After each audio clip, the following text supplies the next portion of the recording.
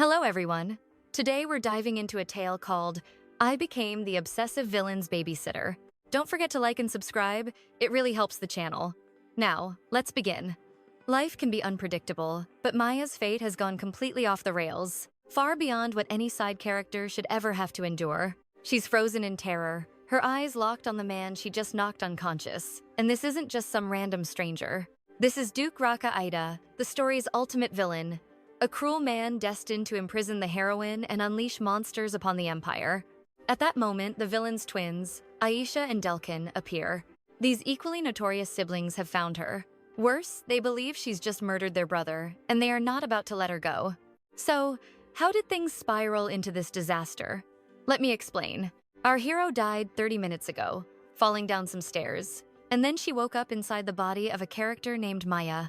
She's completely disoriented, wondering why priests are staring at her. Then, one of them calls her by name, Maya, a name from the novel she was reading right before she died, The Flower of Shakur. Convinced it's all a dream, the truth hits her. The priest reveals she's in a prayer room, about to bless the emperor with her newfound powers. Suddenly, everything clicks into place. She must face the terrifying possibility that she is now truly Maya. And if she remembers the novel's plot correctly, blessing Emperor Quinas today means she'll die in 1 year. Desperate, she lies, telling a priestess her powers haven't awakened yet. But when the priestess checks her energy, a brilliant glow surrounds her. The proof is undeniable. Now, everyone awaits the child of God to begin the sacred prayer. Maya kneels, pretending to pray along with them. But inside, her mind is screaming. She can't accept this fate, blessing the emperor only to die a year later. She already died once without reason. She won't let this new life be wasted. While everyone's head is bowed, she makes a bold decision: escape. Leaving them all stunned, Maya bolts for the door, even waving a quick goodbye. She refuses to be a sacrifice like the original Maya. This is her chance for a happy ending. But her path to freedom is cut short, as the temple guards give chase. Suddenly, the god Titus appears as a bluebird, telling her to stop running and return to the temple. Maya ignores him, shouting for him to leave her alone. But her energy is fading fast, forcing her to find a hiding spot. Completely exhausted, she collapses. Hiding behind a tree, she finally explains to Titus that she's running because she refuses to die in just 1 year. Titus is shocked she knows her fate. This makes Maya realize the god doesn't know she's not the original Maya. So, she quickly lies, claiming she saw her future in a dream. Titus seems to buy it, blaming the vision on the god Fortuna.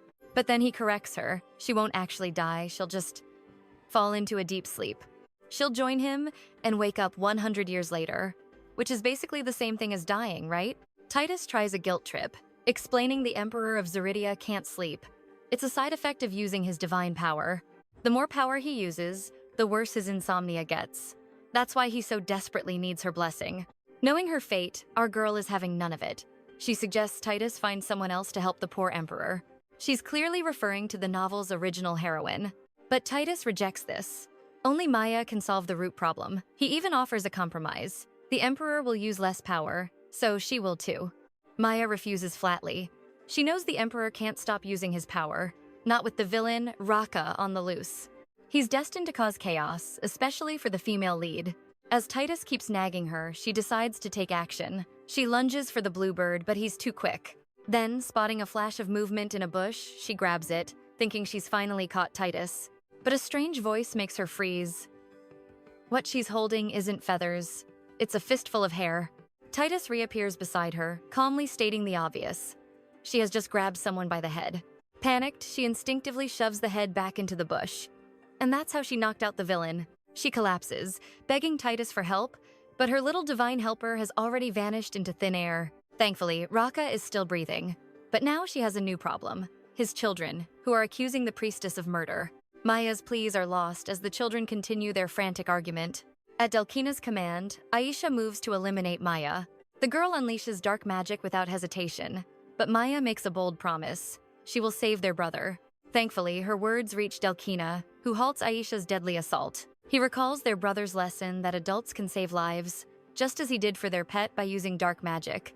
Maya is stunned by the innocence of these supposed little villains. They struggle to get Raka to a hidden cabin, where Aisha immediately demands that Maya begin the revival.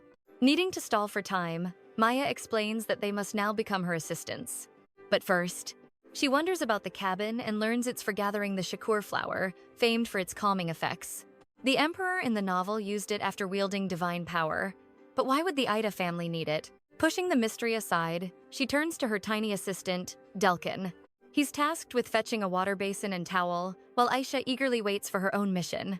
It hits her that Raqqa will try to kill her when he wakes, so she asks Aisha to bring her a frying pan, a weapon fit for a fairy tale hero. But Aisha is completely baffled by the request. Maya invents a story about a sacred ritual tool. The gullible child believes her and vows to keep it secret. Night falls. The kids are asleep from their tasks, but Raqqa still hasn't woken. She opens the propeller window, her escape route planned, and moves toward Raqqa, ready to strike with the pan and flee. But the god Titus appears, stopping her sinister plan just in time. Maya tries to silence him, fearing he'll wake the twins, but then she realizes only she can hear him. A dangerous glint appears in her eyes. The unfortunate god is now her new target.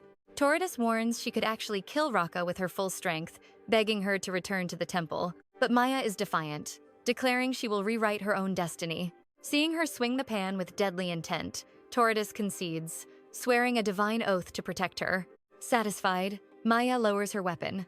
Why would a god care so much about the villain Raqqa? Titus's only reply is a cryptic one. Raqqa is simply important.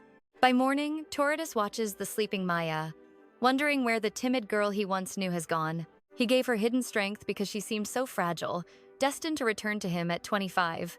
He was serious. Maya really could kill him. Titus blames Fortuna for showing Maya her grim future. And now she's fighting it, tangling her destiny with Raqqa, a wielder of forbidden dark magic. Giving up, Titus vanishes to watch from afar, and just then, the handsome villain's eyes flutter open. His head pounds as he recognizes the sleeping woman. She's the one responsible for this. A dark aura surrounds him, a reminder of his nature as he plots 100 ways to end her. Yet, he hesitates. Why did he dismiss her as a threat when they first met in the forest? Was it because she seemed utterly powerless? Or perhaps, love at first sight? Just kidding. He recalls her touch, and how his power faded into a strange, peaceful calm. Much like the scent of a shakur flower, he grabs her hand, and the unsettling feeling returns. Drowsiness hits again, so he gets up to find the twins, stumbling upon Maya's peculiar weapon. He enters their room and is met with a blast of dark magic, which he easily dodges. Aisha is shocked he's alive, yelling that the wicked priestess truly did revive him. They tell Raqqa how Maya saved him using only a basin of water. And despite being sworn to secrecy, Aisha spills everything about the holy pan and the secret ritual. After all, kids can't keep secrets. To Raqqa, there's only one explanation. She's planning to poison them. She hardly looks like an assassin, but he must remain vigilant. She could be another enemy holding a grudge, one of countless others. For now, he'll just watch her. When Maya finally awakens, Raqqa is gone. Panic sets in. Did he already kill her? She rushes to a mirror, checking if she's transmigrated again. Nope, still Maya. And thankfully, not dead. Her first thought now is food. She steps outside, only to find Raqqa waiting, holding her newly cleaned frying pan. An awkward good morning escapes her lips, along with an apology for the little accident. Raqqa just smirks, his eyes sharp. Is that all you need to apologize for? She has to say yes. She can't possibly admit she planned to attack him with it last night. Thank heavens, the twins wake up, shattering the tense silence. Maya's relief at seeing Aisha is short-lived. The grumpy girl furiously demands why she hasn't left yet. Seeing an opportunity, she tries to leave, but Raqqa blocks her, handing her the pan. He leans in close, his voice a low warning. I'll be watching for poison. Then he reveals a kitchen with only carrots, potatoes, and onions. One glance at the starving siblings, and she forms a plan. If she can win over the kids, he might let her go. She cooks up stir-fried potatoes, but the children refuse to eat. Finally, Delkina bravely reaches for a bite, but not before Raqqa tastes it first, checking for poison. His caution melts away as he eats, making Maya swell with pride. Delkina loves it too. When Aisha tries it, she slams the table, her eyes gleaming. She wants to hire Maya on the spot. What a perfect way to get trapped. Raqqa then beckons her outside for a private chat, away from the kids. The moment they're alone, his tone turns deadly serious. Did you put something in the food? Maya soon learns that Aisha is notoriously wary of strangers, leading Raqqa to believe she must have used a potion to charm his sister into hiring her. Maya is utterly baffled. Why wouldn't he just ask his own sister if she was bewitched? She's even more shocked when Raqqa demands she accompany them to their estate. Despite his deep suspicion, he wants her close. Avoiding the hero is one thing, but serving the villain is a death wish. Maya scrambles for excuses not to go, but Raka has an answer for everything. She claims she has siblings to care for. His solution? She can just bring them all along. Homesickness? She can visit once a week. Panicked, she blurts out she has a jealous husband. Raka isn't buying it. Her white gown looks like a priestess's robes, and they are forbidden to marry. Maya lets out a nervous chuckle, insisting she's no priestess. She just really adores white dresses. She gives a little twirl to show it off, and promptly rips a seam. Unfazed by her terrible lies, Raka keeps pressing her. Where's your home? Knowing nothing about the local geography, she claims her home is an hour's walk to the north, a distance she hopes is too far for him to bother verifying. But her interrogation isn't over. There are no plains in the north. Busted. She quickly pivots, claiming her home is to the west. Wrong. Raka baits her, saying the closest village is east. She immediately claims it as her home. Another fatal mistake. The village is south. Her web of lies has completely unraveled. Raka closes in, blocking any escape. It suddenly dawns on him that he still doesn't even know her name. She almost says her real name, but catches herself. That would expose her as a priestess. My name is Mayur. He demands her family name. She says she doesn't know, which irritates him. But this time, Maya is being honest. She has absolutely no idea who her real parents are. In the novel, Maya's past didn't matter. She was a disposable extra who existed only for the emperor. Raka seems to sense her sincerity, and his harsh gaze softens when she speaks of her unknown parents. Maya is shocked. He must have lie-detecting magic.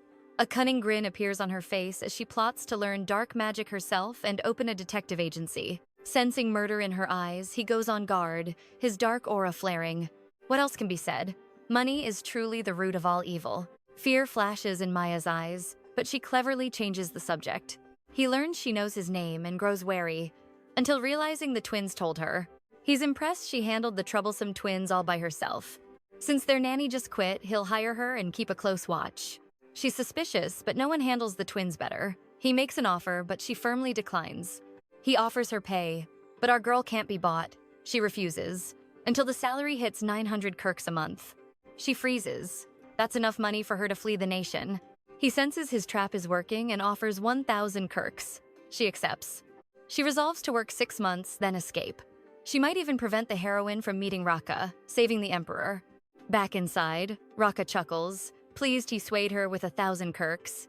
One of Maya's conditions for the job, he had to promise not to kill her. He never intended to, but now figures Aisha must have threatened her life. He thinks aloud that this must explain the frying pan incident with the twins. Maya stands up, attempting to explain that it was a simple misunderstanding. But just then, Aisha storms in. Maya slips and gets caught by Raka. Still unsteady, they both tumble to the floor, with him landing on top, inhaling her scent. Maya shoves his face away while he helps her to her feet. His hand lingers on her back as he blurts out his feelings. Perhaps they forgot about the children.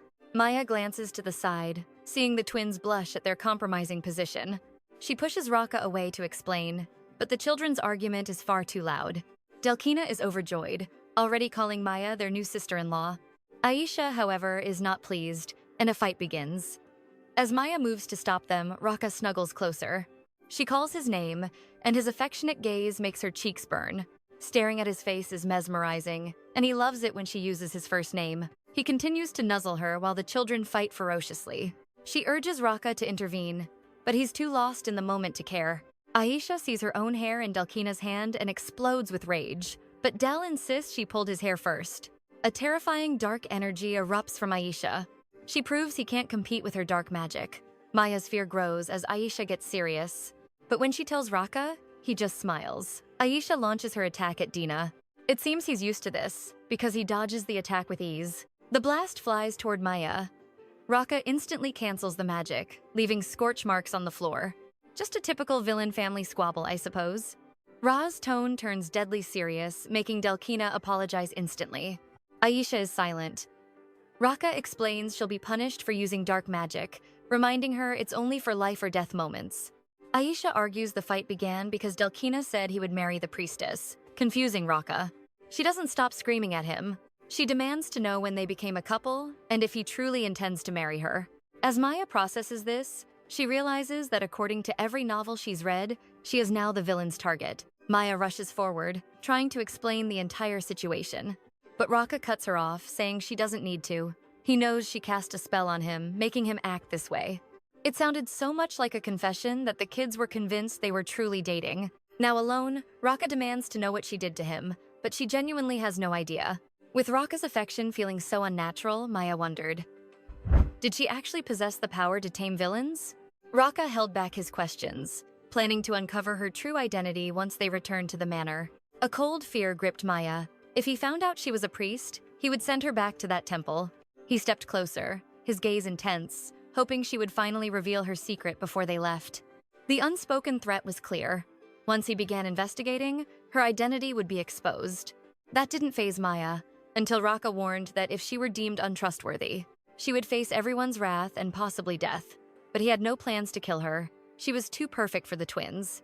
Maya's resolve hardened. There was no turning back now. She had to be a sitter and earn her retirement. But first, she had to know if Raka's offer to hire her was genuine. They had an understanding she would be the sitter, but Maya noted the lack of any formal contract. Raka sat, reining in his desperate curiosity about her. For now, ensuring she came with them was his top priority. Delina interrupted with a grim expression, reporting that the blooming flowers of Shakur were nowhere to be found. Raka decided to search an area Del might have missed. He asked Maya to come, but she refused instantly. Going outside was a death sentence for Maya, not while the temple was still hunting for her. But Raka demanded an answer, promising she could stay if she gave him a good reason. Maya used her torn dress as an excuse, insisting she was a homebody, a reason Raka found unconvincing. Just then, a little angel arrived. Delkin, her small champion, came to her rescue, reminding his brother he had to honor their agreement. Maya added that he must set a good example, causing Raka to sigh in defeat and decide to go alone. As she sat by the window, sweet Delina brought Maya a drink, a stark contrast to his grumpy twin. Despite his shyness, he apologized for his brother, explaining he was just bad at showing his feelings. But he could clearly see that Raka really liked her. Maya's face burned red as she denied it. But Delkina saw her blush and teared up, thinking she liked his brother too. He then reached out, gently taking both of Maya's hands into his. The boy insisted he'd never seen his brother look at anyone with such tenderness. Maya insisted it was a misunderstanding, but his attention was captivated. He had read about this exact thing in a storybook. He was now witnessing the old saying, "The eyes are the windows to the soul," happen in real life. Her words were lost on the little romantic. Meanwhile, Raka only discovered withered Shakur flowers. While wandering, he overheard Imperial Knights and quickly put together 3 critical facts. The Ember's blessing ceremony was delayed, and the Imperial family was not behind the flowers' disappearance. And third, no flowers were blooming at all. This situation meant he needed May, or Maya, more than ever. Touching her felt like consuming countless flowers, though he still didn't understand why. She made his strength fade. His mind would wander and his entire soul yearned for her. It reminded him of Reyna Adrian, the original female lead, who could supposedly put people to sleep with a single touch. No matter what, he couldn't lose May. He decided the first step to winning her over would be a new dress. Raka returned to the cabin with the clothes, only to find Maya sleeping soundly at the table. He gazed at her, finding it hard to believe he'd grown so reliant on this mysterious woman. Del peeked into the room and saw Raka had returned, reporting that his sister-in-law had slept the whole time. Feeling proud of his work, Dylan quietly returned to his room. He'd read that couples need time alone and secretly hoped they would have a special moment. Maya woke in the night to Raka's urgent voice. The Imperial Knights had found their hidden cabin. She was terrified but still followed him, clutching her frying pan for dear life. Once Maya was safely hidden, Raka opened his door to face the Imperial Knights, but his blood ran cold when he heard they were searching for a blonde woman with blue eyes. They were looking for Maya, and without a moment's hesitation, Raka lied to protect her, claiming he'd seen no such woman. But with a permit in hand, even Raka couldn't deny the Knight's entry. Maya trembled, but her little protectors were already confronting the intruders.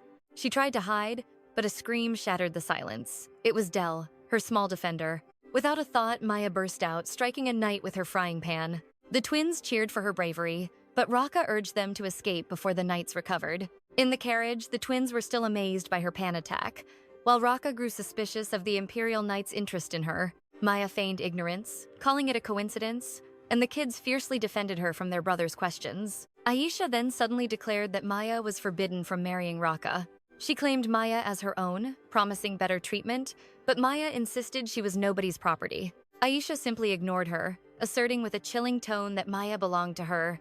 That's when Raka cut in, stating that while her possessiveness was amusing, he remained the master. As the villains bickered over her, Maya frantically wished she could leap from the carriage. The poor girl was completely trapped. Back at the estate, Raka realized the Empire was after her power, one similar to the fabled flower of Shakur. He rushed to his office, intent on drafting a contract that would bind her to him forever. While he worked, his aide 𝑧𝒊𝒅𝒔 reported that a child of God named Maya had appeared at the Titus temple. Being a child of God meant possessing immense power, but 𝑧𝒊𝒅𝒔's research was clearly incomplete. Raka ordered him to dig deeper and uncover every secret about the woman he'd brought home. Maya was stunned when she read the contract. Her pay had skyrocketed to 1,500 kirks a month.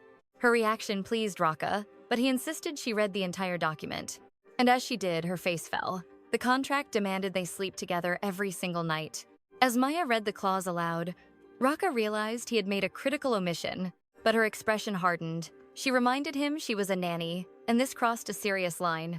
Maya glared, and he stared back, claiming he might need her at night, which made her snap. Her mind raced, but only one horrifying explanation made any sense. He wanted her in his bed. She flatly refused to be his plaything. Raka, completely baffled, explained he forgot to specify they would only be holding hands. Her imagination was running wild, but she knew that just holding hands could easily lead to more. Swallowing her pride, Maya began lying about her hygiene to disgust him. She claimed she washed her hair weekly, had awful sleep habits, and even spat in her sleep. It was a desperate ploy to make him remove that terrifying final condition. He simply called her illness severe, but he would not yield. He needed her calming power to sleep. Maya froze. He knew her secret. But returning to the temple was a fate worse than death. So she agreed, on the condition that the contract would be void if he attempted anything beyond holding hands. She quickly added that he must hide her from the temple, then urged him to sign before he could reconsider. She handed him the modified contract, and he began to review it. He paused, questioning the spelling of her name. She repeated it clearly, Maya. His shocked face said it all. He hadn't known her true identity, and she had just blown her own cover. Maya fled the room, desperately trying to reassure herself that everything would be all right. She tried to recall if she had accidentally used her power on him. If so, why was she unharmed? And what could he possibly want with her abilities? Her thoughts were cut short by Aisha and Delkin, who were waving for her to come play. She smiled, noticing they were skipping their lessons. Her approval only made Aisha adore her more. Del was thrilled to finally have a sister-in-law. But that title enraged Aisha, sparking another argument. Delkin simply grabbed Maya's hand, eager to play. He offers a tour of the manor, but Aisha refuses to be left out. She grabs Maya's hand, boasting she knows the manor best. But then she stops cold, as Maya asks if she's okay. And to Maya's shock, Aisha accuses her of casting some strange spell. Aisha cries to Delkin that the priestess used a bizarre spell. She felt her energy drain, her heart flutter with a sweet scent, an experience so overwhelming she nearly lost her mind. Maya realizes it's the same thing that happened with Raka and asks Aisha to hold her hand again. But the poor child refuses, and Maya wonders why Delkin seems completely fine. Delkin tells Maya to just ignore his sister's ploy for attention. Then he glares at Aisha, and Maya worries their relationship will crumble because of her. Maya insists that Aisha is telling the truth, urging him to appease his sister, which he finally does. The brilliant Delkin then tricks Aisha, warning that if she disrespects their sister-in-law, Maya might just marry Raka instead. Aisha does not approve of a marriage between Raka and Maya, so she runs to Maya, admitting she overreacted to the good spell she cast. Maya relaxes at this, smiling as she asks for a tour. She finds it adorable that the girl wants to hold her hand. Even if it's just a finger, it seems her power is weaker with such light contact. Later, lying on her bed, she feels utterly drained from their tour of the manor. Her pulse quickens when she imagines the massive salary she's about to receive. Her plan is simple: work for 4 months and vanish. But a sound from under her bed reveals Titus, the raccoon, who's come to explain her power. He reveals the strange things happening to people around her are because she hasn't blessed anyone. Her ability is just like the legendary flower of Shakur. A small dose is calming, but a large dose is a powerful stimulant. In other words, her touch is a love potion. And because she's never performed a blessing, that power is leaking out through physical contact alone. Titus suggests she perform a blessing to release the power, but for our girl, that's not an option. So she threatens him into finding another solution. A terrified Titus reveals that a holy item can block the worst of her power, leaving only a sedative effect. Titus is hesitant to get the holy item, but eventually, he agrees to find one for her. Before leaving, Maya asks if using her power by touch has any negative effects on her, and Titus reassures her that it doesn't, so long as she never bestows a true blessing. She then learns her touch only works on those with divine power, holy power, or mana, which explains why Delkin was immune. She's exhausted from this revelation, but decides to focus solely on her job and have no regrets. She falls asleep while plotting her strategy for when she must sleep in Raka's room. A maid named Rita awakens her, announcing that Raka has summoned her. There's no turning back. Rita eagerly ushers her into a nightgown and out the door. Maya tries explaining it's not what she thinks, but Rita's wild assumptions are too much, and she finally surrenders. Her defeated look is almost comical. In his room, Raka greets her, and as she follows him inside, she steels herself to avoid all contact until Titus returns. Otherwise, her touch will become a potent stimulant. Raka sits on his bed, casually inviting Maya to lie down beside him. Noticing her robe, he mentions the room is quite warm and she should feel free to remove it. But that robe is staying on, especially with this nightgown. Raka, however, gets suspicious, thinking she's hiding a weapon. Maya laughs nervously, confirming she has nothing, and sits down next to him. Raka brings up her escape from the temple, attempting to console her by saying if it were him, he would have hidden from them too. It's the first time she's heard him be kind, giving her hope he's not the monster from the novel. But in the next moment, the old Raka returns. He asks why her expression is so silly, which annoys Maya. Raka just chuckles, relieved she's no longer nervous. He then lies back, knowing she's uncomfortable, but reminds her that they both need each other. And so, this dangerous man urges her to lie down beside him.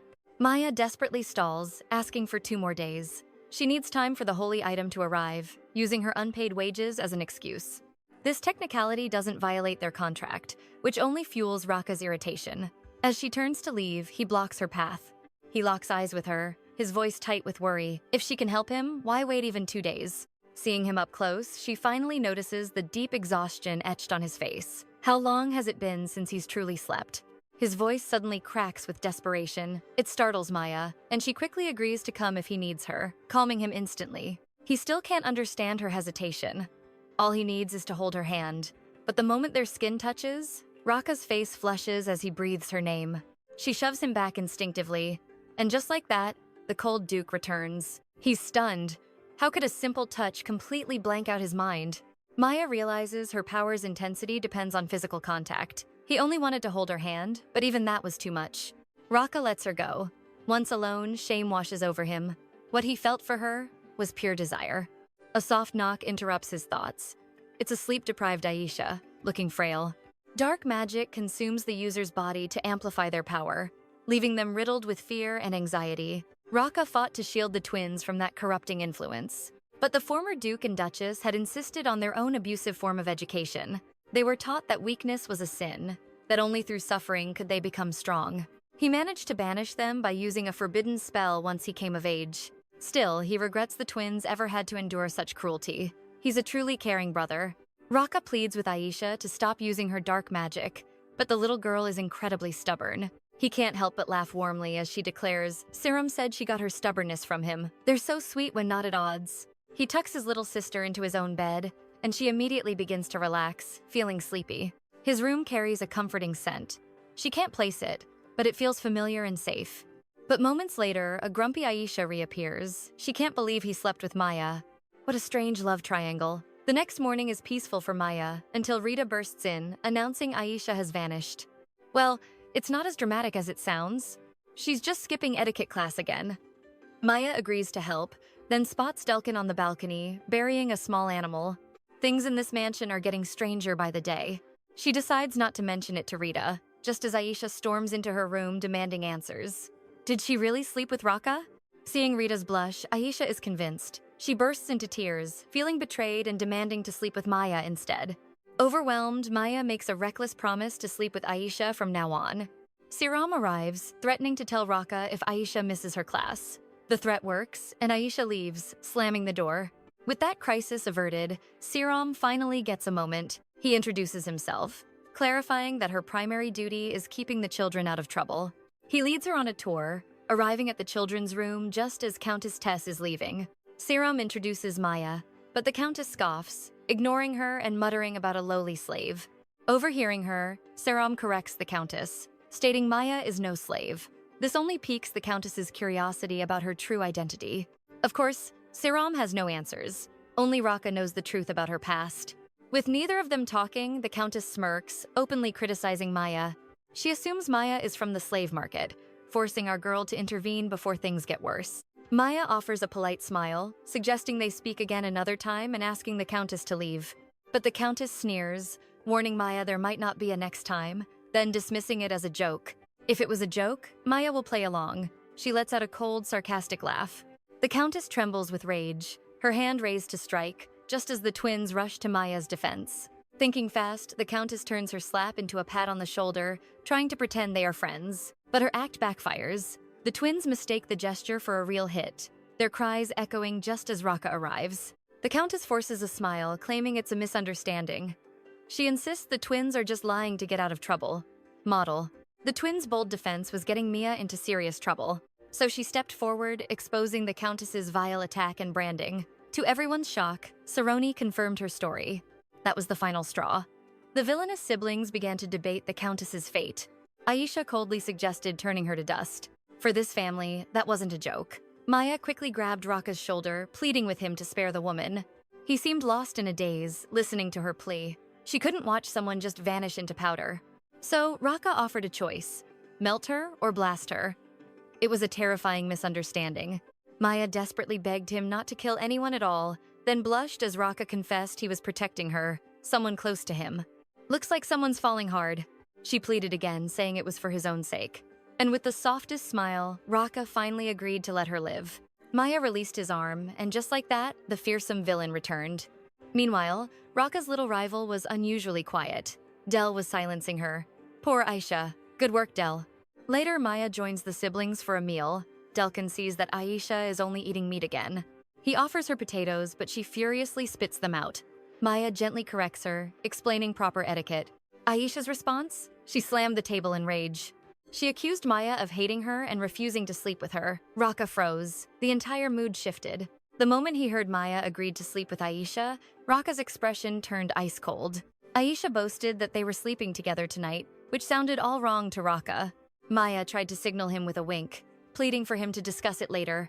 But the Duke completely misread her. Thinking her eyes were hurt, he immediately ordered medicine, frustrating Maya. Seeing the children watch, she relented. She claimed she was just tired and her eyes were twitching. 𝒂𝒏 looked pleased with his deduction.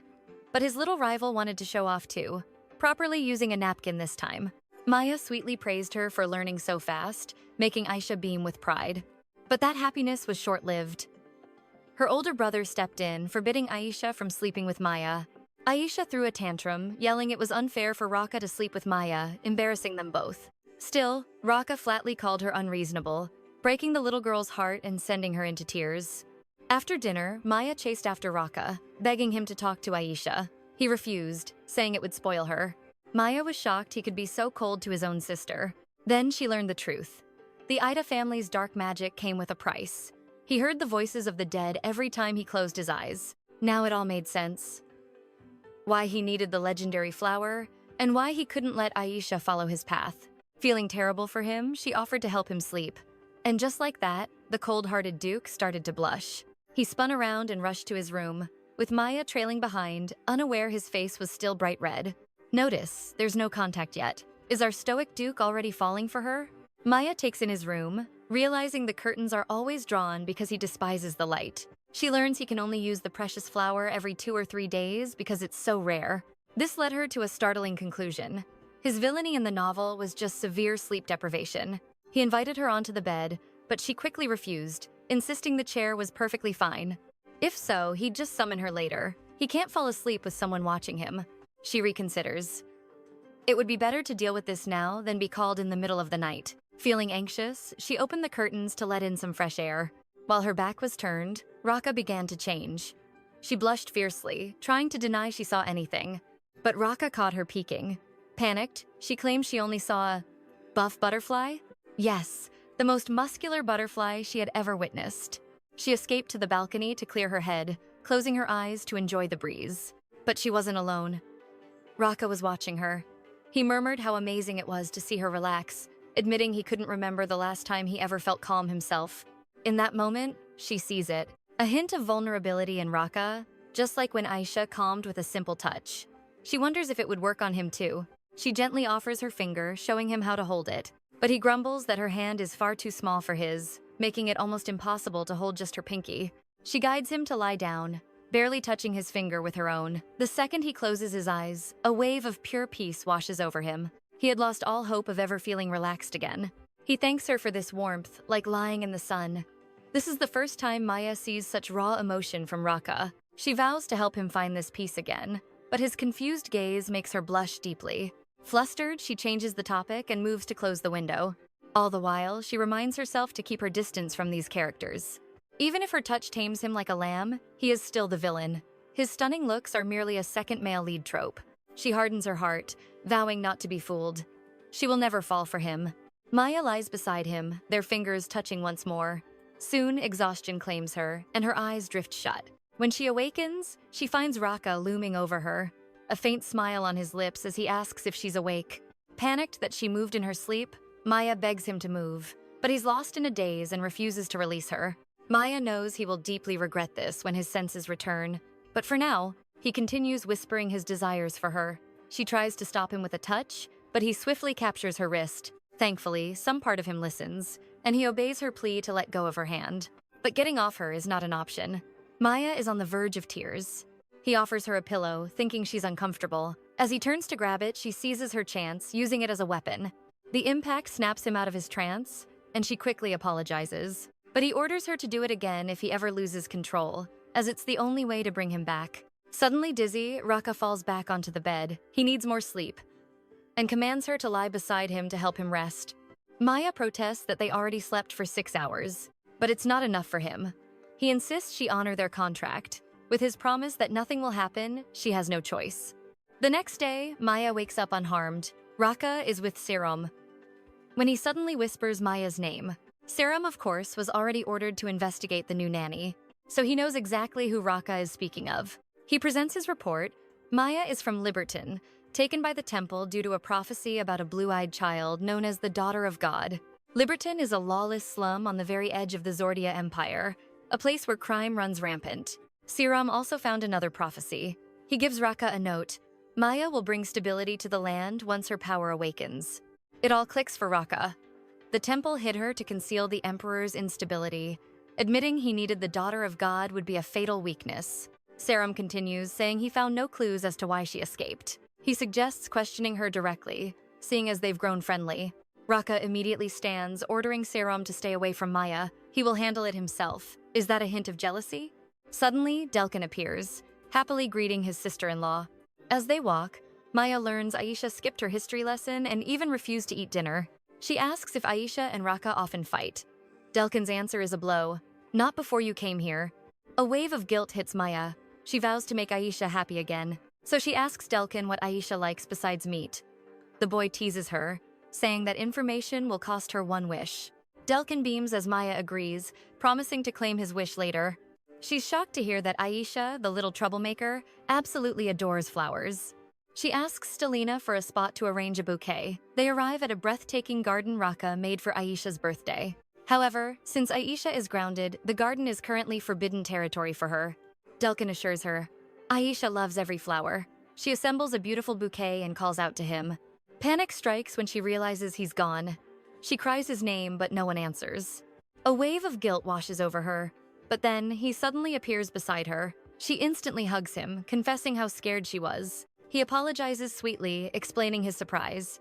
He was making her a beautiful flower crown. His small hands are covered in little cuts. Maya's heart melts at his effort, a soft blush appearing as she thanks him. Ďelkyn excitedly asks her to lean down so he can crown her with his creation. But it slips down to her neck instead, becoming a flower necklace. The two of them share a laugh. Gazing at him now, she can't imagine this sweet boy as the troublemaker who would torture Reina. She wonders what his fate was in the novel, since she'd skipped those chapters entirely. Shaking her head, she decides to cherish this moment. So they decide to make another flower crown for Del, and a special one for Aisha. They knock on Aisha's door. The moment Maya offers the flowers, Aisha's eyes fill with tears as she apologizes. Aisha is even more stunned when Maya places the delicate flower crown on her head. Inside her room, Aisha thanks her again. She admits she'd been hoping someone would comfort her, but no one ever came. Maya glances around the lonely space. It must have felt like a prison. Aisha sadly agrees, feeling trapped all alone. This jogs Maya's memory. In the original story, the twins were locked away as punishment for tormenting the heroine. But having spent time with them, she knows in her heart they aren't wicked children. And now, she fears for their future. At dinner, the twins start bickering over who gets to sit next to Maya. The two quickly make up. Seeing this, and feeling cheerful herself, Maya decides to give them a reward stamp. The twins are confused, so she explains the system. Every time they do something good, they get a stamp. And once they collect 10 of them, she promises to grant them any wish they want. The twins' eyes sparkle with excitement. The thought of their wish coming true is just too precious. Just then, Rita knocks on the door, telling Maya that Raka has ordered her to join them for dinner. Rita leaves Maya to deliver the news. Aisha overhears the part about dinner and eagerly invites Maya to eat with them. But when she learns Raka is coming too, a tantrum immediately begins. Maya does her best to calm the little girl, but Aisha is absolutely refusing. So Maya ends up in Raka's office. She argues that he, as the older brother, should talk to her. But the Duke is just as stubborn. Maya explains how upset Aisha is, worrying that she might refuse to eat at all. The moment Raka hears that Maya is having trouble because of Aisha, he decides to discipline his sister himself. To stop him, Maya grabs his wrist without a second thought. She expects her calming magic to work, but his eyes are still burning with cold anger. She calls out to him, but he silences her. He's fighting for control, but he loses. And suddenly, he's captivated by her. Raka now has her wrist in a firm grip. Desperate, Maya tries to step on his foot, but misses. Just then, Aisha bursts in, enraged. Seeing Raka so close, she screams at him to let Maya go. Maya sees her chance. She promises Aisha a reward stamp to save her. To sweeten the deal, she offers 2 stamps instead. This was definitely not in Maya's plans, because Aisha gets deadly serious. She starts chanting a dark magic spell. Raka lets go, and Maya quickly tells her to stop. Aisha, as promised, now has 2 stamps. Back in the office, Maya is forced to mediate between the 2 very stubborn siblings. Honestly, Maya deserves a raise. She's basically babysitting 3 children now. She racks her brain for a way to make these 2 finally get along. Since there are no classes tomorrow, she suggests a picnic. The siblings have never been on one, and Aisha's eyes immediately light up with joy. Raka points out he only goes out when searching for 𝒍𝒅 flowers. So Aisha says it'll be more fun if they go by themselves. But sorry, little lady. Big brother wants to go on a picnic with Maya too. And that's where we'll stop for today, guys. Yes, I know you want more. Be sure to ask for the next part in the comments. Thanks for watching and for all your support. Please subscribe to the channel. It helps us out a lot. Until next time, Raka volunteers to find the perfect spot for their picnic. Seeing them both in a better mood, Maya suggests they all eat together to plan it out. But that plan shatters when Aisha yanks her from his office. Not that she's still upset with her brother. It's just that he skips meals when he's busy. Maya finds this odd, since a picnic spot seems so simple to find. Maya's day is done, and she's ready for bed, when a knock sounds at her door. It's Raka.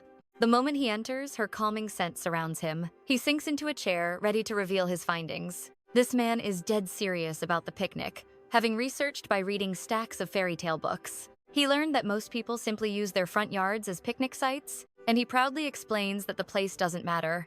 It's the time together that truly counts. How adorable! But while a picnic is for relaxing, Maya insists it must also be an educational experience, especially for the twins. She knows Aisha would be heartbroken if they were left out. So she suggests finding a location that blends nature with historical landmarks. Raka agrees, and he already has the perfect spot in mind. With the picnic set, they return to their hand-holding ritual. Her bed is small, so Raka takes the chair. They've arrived. But it's not what Maya pictured. All she sees is a dark, menacing forest. But she did ask for nature and a landmark, which is exactly where they are. The infamous Danger Forest, birthplace of House Anita's dark magic. This is going to be utter chaos. Maya pities the twins, but for them, danger is fun. They're ecstatic, running wildly. She forgot these aren't normal kids. And just like that, the plan has successfully failed. Nia rolls with it, spreading the blanket when a smiling bug spooks her, sending the basket flying onto Raka's head. Strawberry juice streams down his face, but strangely, he doesn't seem to mind it. But seeing Maya's panicked expression, he plays along and begins to clean it off. When Maya offers to help, he gets completely flustered and awkwardly rushes off to wash. That blush says it all. He's falling for her. A moment later, Aisha wants to show Maya something cool. By cool, she means a monstrous flower that she finds beautiful. Her eyes sparkle as she offers it to Maya. It moves and she smacks it away. The plant shrieks as Aisha readies her magic and the ground starts to shake. Del grabs Maya's hand, and the three of them sprint for their lives as a giant monster plant gives chase. I bet Maya wishes she'd chosen a front yard picnic now. Meanwhile, Raka washes up, confused why his heart raced earlier. He blames it on Maya's unique powers. Oh, you are so in love. He then spots fruit that reminds him of Maya. Knowing her sweet tooth, he blushingly picks some just for her. A man in love. Just then, he hears the screeching of monsters nearby. From the sound, he knows it's Alienda's, and he realizes Maya must be in grave danger. Speaking of our girl, Raka spots the trio running. Maya is on the verge of tears. Del seems oddly calm, while Aisha is laughing with absolute glee. Of course, Aisha is enjoying this. Just as Raka readies his power to destroy the monster, a terrified Maya grabs his arm, pleading with him to just run away. Her touch shatters his focus. He decides to kill it later, suddenly enjoying the thrill of the chase. But when Raka sees that Maya is truly out of breath, he lets go of her hand. To her shock, he does it on his own. He destroys the Liendes with a single, devastating blast. Aisha beams with pride, while Delkin asks Maya if she's okay. She can only offer a weak smile. Raka asks the same, and Maya just bursts into tears. This prompts Aisha to argue that his magic scared her precious Maya. Raka suggests a break, offering Maya the basket of fruits he picked just for her. But there's no way Maya is eating them, not when this cursed place turns even plants into monsters. She needs to make absolutely sure they aren't poisonous first. And what better way to prove they're safe than for Raka to eat one himself? While she's still grumbling about the danger, he pops a fruit into her mouth, and surprisingly, she loves it. Raka's smirk reveals he's found her weakness for sweets. Maya flushes, unable to deny she finished all the cookies. But their tender moment shatters. Raka rushes to handle his chaotic siblings, their hands on everything. Now alone, a blush creeps up Maya's face. How mortifying that he knows her taste so well. Later, in the carriage, the twins are sound asleep. Raka knows she's been chasing them all day, so he softly asks if she's exhausted too. Maya awkwardly insists she is fine, since he had helped her out earlier. His next question catches her off guard. He jokes, asking if she plans to quit this grueling nanny job. But his tone wasn't joking at all. You can't leave, he says, suddenly grumpy, leaving her completely baffled. As the carriage falls quiet, her exhaustion takes over. She drifts off, her head held gently by a blushing Raka, and I guarantee that blush has nothing to do with her powers. The next morning, her whole body aches from their unique picnic experience yesterday. The thought of work today is draining. Worse, the twins have swordsmanship class, and the worst part? It is outdoors on the training grounds. Rita enters, seeing Maya's state. She opens the curtains to reveal a downpour, as if the heavens themselves were against her. Rita says the training will not stop for rain. The swordsmanship tournament is in just 2 days, news to Maya. It is a major event, held only every other year. But this is all new territory for Maya. The novel's plot has not even started yet. Surprisingly, Raka is already at the training grounds. What a dedicated older brother. He is here to watch them practice, but Maya fears the pouring rain will make the children sick.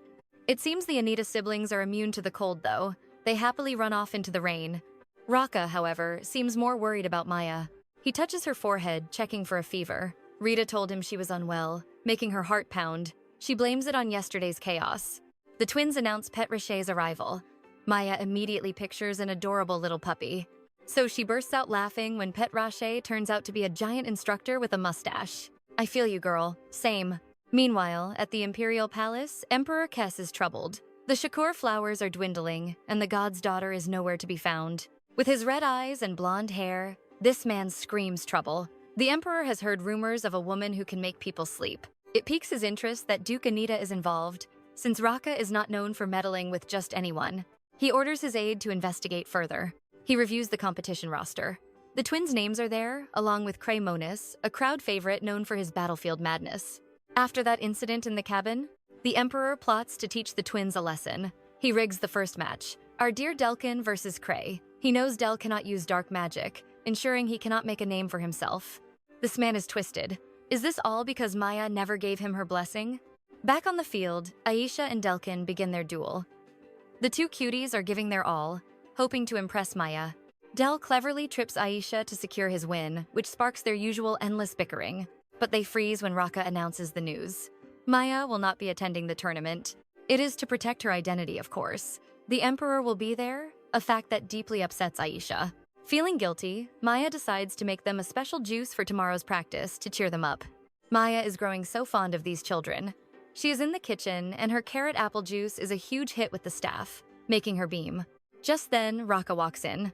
He sees her smiling brightly at the staff. A smile she has never shown him. His mood instantly sours. "Oh, I smell jealousy." Then he learns Maya made the juice for Aisha. He is shocked. He is so used to everyone hating and avoiding his little siblings. He sighs, trying not to overthink her motives. He reminds her to just do her job. But seeing her genuine concern, it melts his icy heart. His sudden silence makes her nervous. She quickly finishes up, handing one bottle to the chef as thanks. But Raka snatches it from her hand and downs the entire bottle himself. His unexpected praise for the drink left the staff completely stunned. Maya offers a sweeter drink, making Raka realize his slip. He turns cold and leaves. The day of the tournament arrives, with a fully cloaked Maya tagging along. She couldn't refuse. Delkina cashed in his precious wish. So, she was dutifully dragged along. Raka sternly forbids her from making more promises to the twins, and she reluctantly agrees. While waiting, Maya notices a sea of blonde-haired, blue-eyed girls like her. She moves to remove her cloak, but the ever-watchful Raka stops her. He's curious why she fled the temple. Though she trusts him, her secret is just too unbelievable. Just then, their talk is cut short by the Emperor's grand arrival. To change the subject, Maya jumps up, only to be shoved aside by a group of men. Raka's fury ignites with killing intent. Maya uses her divine warmth to soothe his rage, saving them all. Laughter. Seeing the novel's hero in person, Maya completely fangirls, sparking irritation or jealousy in Raka. Aisha is thrilled for the match, but Del senses something is wrong with his sword. He compares it with Aisha's and confirms his fears. The blade is seriously flawed. He asks for a replacement, but is coldly refused. To play so dirty with a child, the Emperor is a true villain. The Emperor is amused that Delkina noticed his little trick, but the boy's refusal to quit reminds him of their first meeting, after their parents vanished. The image of the twins, their purple eyes empty and cold, is burned into his memory. Your red eyes are far more villainous, you know? Knowing Raka's devotion, the Emperor scans the crowd and spots Aisha waving at him. He wonders why the Duke is hiding, then sees the other cloaked figure beside him. He orders his aide to investigate the mystery person. Meanwhile, Maya cheers for Aisha's victory. Raka, however, seems unimpressed, claiming her opponent was weak. Maya suddenly understands why Aisha constantly craves praise. Her brother never offers it. She gently suggests he praise them more. Is it her kindness or beauty that makes Raka blush again? It's definitely both. When Delkin's match is called, Maya is on her feet to watch her precious little angel. Del better not get hurt. The moment their fight begins, even a novice like Maya can see the problem. Del's sword is flawed. It suddenly shatters. Yet his opponent, Cray, keeps attacking relentlessly. Fear grips Maya's heart. Raka tries to calm her, but his own expression betrays his terror. He looks even more worried. He rushes off for a closer look, leaving Maya alone. Despite his injured arm, Del refuses to yield. He waits for the perfect moment to counterattack, but Aisha can't bear to watch her brother fight so unfairly any longer. She storms the arena, unleashing dark magic on Cray. Only she gets to bully her twin. Smoke fills the stadium. Raka appears beside Delkin, checking on his injury. Heeding Maya's advice, he pats Delkin's head with praise before sending him to the carriage. As Del is leaving, a scream erupts from the smoke. Raka has taught that crazed kid a lesson. In the meantime, Maya is distraught. Lost in the chaos, she decides to wait for Raka, fearing she'll get lost if she moves. Her panic spikes when a guard approaches. She tries to bolt, but he grabs her arm instantly. The guard demands her identity. She bravely demands that he identify himself first. While he fumbles for his identification, she sees her chance and makes a run for it. Almost free, she overhears whispers of an injured child. Her heart stops. Could it be Delk? Ignoring the danger, she rushes back into the crowd. Finding Del, she scoops him up and flees. Safely in the carriage, Maya's heart aches with worry over Del's injury. Del seems frozen by her concern, a new feeling for him, as Raka and Aisha appear. Relieved to find her safe, Aisha eagerly awaits praise for her victory, which Maya warmly gives. It's great to see Maya with the twins. They desperately need warmth. Meanwhile, the Emperor watches the siblings' chaos, greatly amused. Bullying a child? Disgraceful. 𝑽𝒊𝒍𝒂𝒊𝒏 appears, apologizing for letting the girl escape. Her swift movements lead the Emperor to believe she's no fragile priestess. But 𝑽𝒂𝒏𝒏's mention of her blue eyes truly startles the Emperor. Later in her room, Raqqa learns Delkini's injury isn't serious, much to Maya's relief. Del reveals a knight chased her, so Raqqa asks if she remembers his face. She remembers a large scar near his mouth. Raqqa instantly links him to the Emperor's aid. Panic sets in, but our calm Duke promises to investigate, easing her fears. The next morning, Raqqa is gone. From her balcony, she sees Delkin in the garden below. Feeling closer to him, her curiosity leads her down to find out what he's doing. Del sits in the grass, his gaze fixed upon a small, solitary grave. Maya's presence startles him. Unaware she can see him, he quickly fakes playing in the dirt. But Maya senses the truth, forcing Del to finally confess about Puri. Their precious squirrel lies there. He'd spin happily for treats from him and Aisha. But Raqqa's dark magic revival changed him. He was never the same, so Del had to bury him. He hid it from Aisha, who accepts anything. That's why he buried Puri here in secret. Del's sweet smile can't hide his pain from Maya. She embraces him, whispering he sent Puri to a peaceful place. Tears fall as Del hugs her, begging her not to leave them like Puri. She makes another promise. That night, another vow complicates Maya's life as she heads to bed. She plans to drink her troubles away. Raqqa enters, seeing her gloom. He asks who hurt her, ready to punish them. So smooth. They drink together as Maya explains why she's sad over Delk's day. All Raqqa hears is Maya is sad, so he suggests an outing. She's ecstatic, eager to tell the twins. She's completely unaware Raqqa only meant for the two of them to go. Her drunken praise for this side of him sends a deep blush across his face. He removes her wine, but she resists. The glass slips, cutting her hand. Instantly, Raqqa covers his nose. Maya thinks she must stink. He tries explaining, but when he lowers his hand, he starts swaying, looking faint. He snatches her hand, lifting it to his lips to drink her blood. "Hello, vampire." His reaction stuns her. He gives a chilling smile, then collapses onto her. Somehow, she drags his heavy body onto the bed. Seeing his discomfort, she unbuttons his shirt. Still tipsy, a blush creeps onto her cheeks. Suddenly, he pulls her into a tight hug. He urges her to stay still, warning her not to wake him. They sleep as she wonders about his actions. She suspects her blood holds secrets. The next day, Raqqa recalls the night's strange events. He sighs, lamenting that he became a monster. The moment her blood touched his lips, he felt his dark energy vanish. He stares at his hand. He feels a lingering sensation and is shocked to find his dark magic gone. Panic grips him. He needs that power to protect them. But his magic slowly returns, thankfully. He gazes at the sleeping Maya, gently touching her hair, wondering if he should bind her to him forever. Could Maya's blood truly be the key? But days have passed, and Titus is still completely missing. So panic grips Maya as she stares outside, remembering his promise to bring a sacred item in 6 days. A scratching sound at her door, a noise only Titus would make. She swings it open to find a golden pig, or rather, a giant, plump cat. It's Titus in a very cute disguise. Hopefully this form stays. She asks about the holy item, and he points to his tail. There she finds a ring, far too big for her finger. He commands her to put it on, and like magic, it shrinks, fitting her finger perfectly. This relic will nullify stimulants or love potions, letting only relaxing effects pass through. But Titus warns her to be cautious. The artifact's power is so immense that others can now hear his voice. Just then, Aisha rushes in, excited to confirm their planned outing. Spotting the chubby cat, she also calls him a pig, causing Titus to mutter a harsh retort that she hears because of Maya's ring. Maya quickly asks how a cat could possibly talk, forcing Titus to meow and act innocent. But Aisha swears she heard him speak, just as Titus leaps and bounds away from them. Maya quickly changes the subject, asking Aisha about their outing.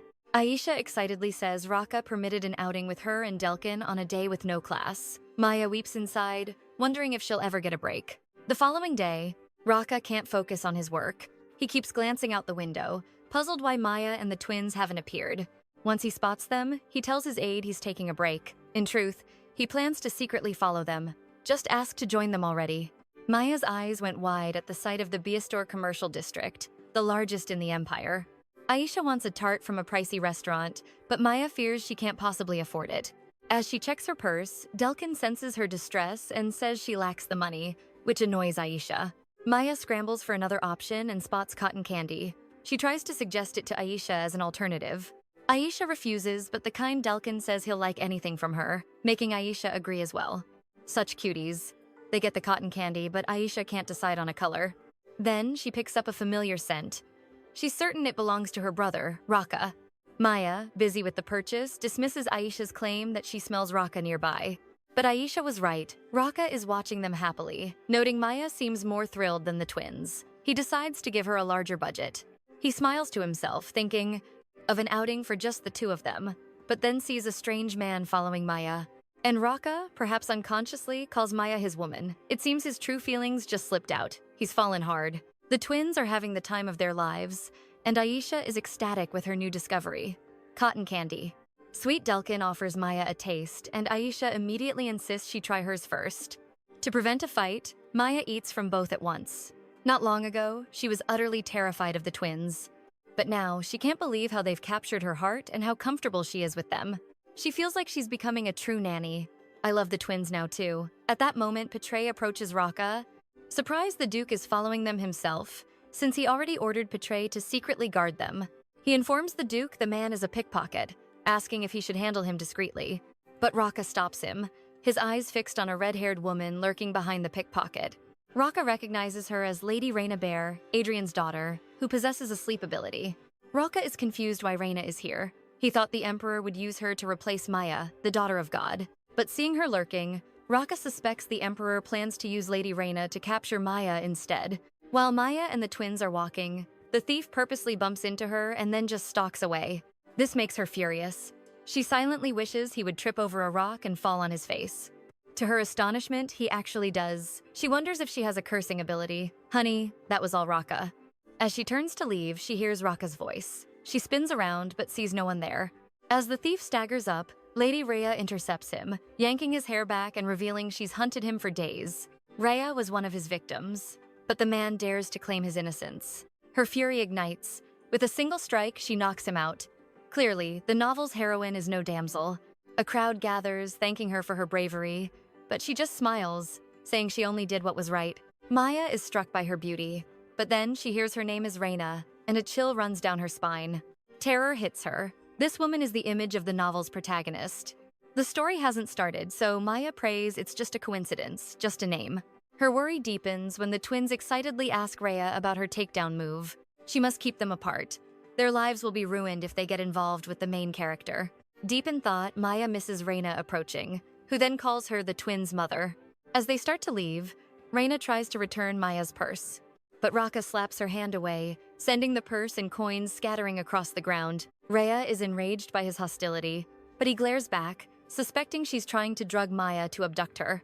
Confused, 𝒊𝒏 gathers the coins, insisting she has no reason to harm their mother.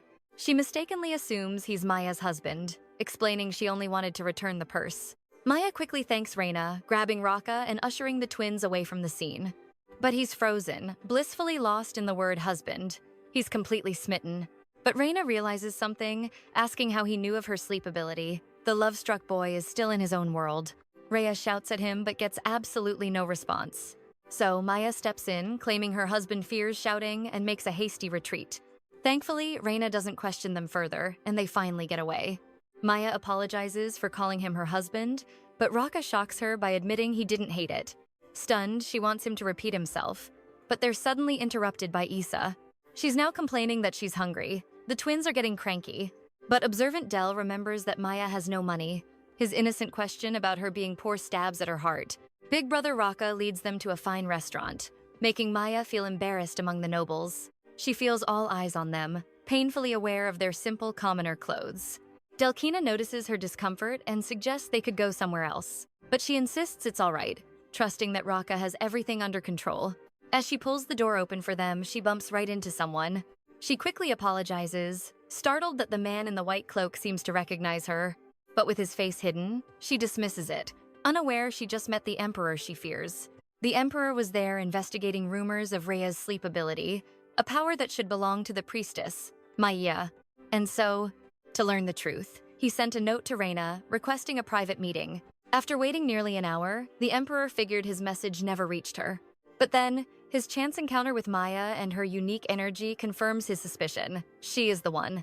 So, the missing priestess has been with Duke Anita's family. He plans to investigate their bond, but as he leaves, another familiar energy rushes past him. Reina rushes in, likely for the meeting, but he's gone. Later, the twins are playing on the streets. Maya then notices Raka has been looking down ever since the restaurant. Asking what's wrong, she wonders if it's about the man she bumped into earlier. A grin forms on Raka's face as he confirms that it is. The man's hood hid his face, so she's shocked when Raka says it was the Emperor, the very person she must avoid. Dread washes over her face, but she realizes Raka couldn't have seen his face, sparking a flicker of doubt. Raka stuns her with a simple tap on the forehead, proving his point. A blush creeps up her face, but she blames it on her powers. But he declares his heart races, even when she's not touching him. He takes her hand, explaining her calming power is one thing. But what he feels now is completely different. Confessing before his siblings, this man is truly on another level. His mood darkens, seeing a new ring on her finger. But she quickly changes the topic, asking about the Emperor. Raka explains that divine and dark powers naturally oppose each other. He can barely be in the same room as the Emperor, meaning her presence was surely felt. Panic grips her. The original story is unfolding just as she feared. She's destined to die, leaving the Anita siblings in misery. Clinging to hope, she asks Raka to honor his promise and protect her from that fate. A smirk plays on his lips. He has no intention of ever giving her up. Leaning closer, his gaze intense, he admits she's become someone he can't imagine living without. This man's charm is seriously dangerous. Back home, sleep brings no peace, only haunting dreams of Reina. The anxiety returns. She knows the Emperor's birthday is when destiny begins. Raka's absence is a small mercy, but she fears he and Reina are fated to meet, especially now that she has interfered with the original plot.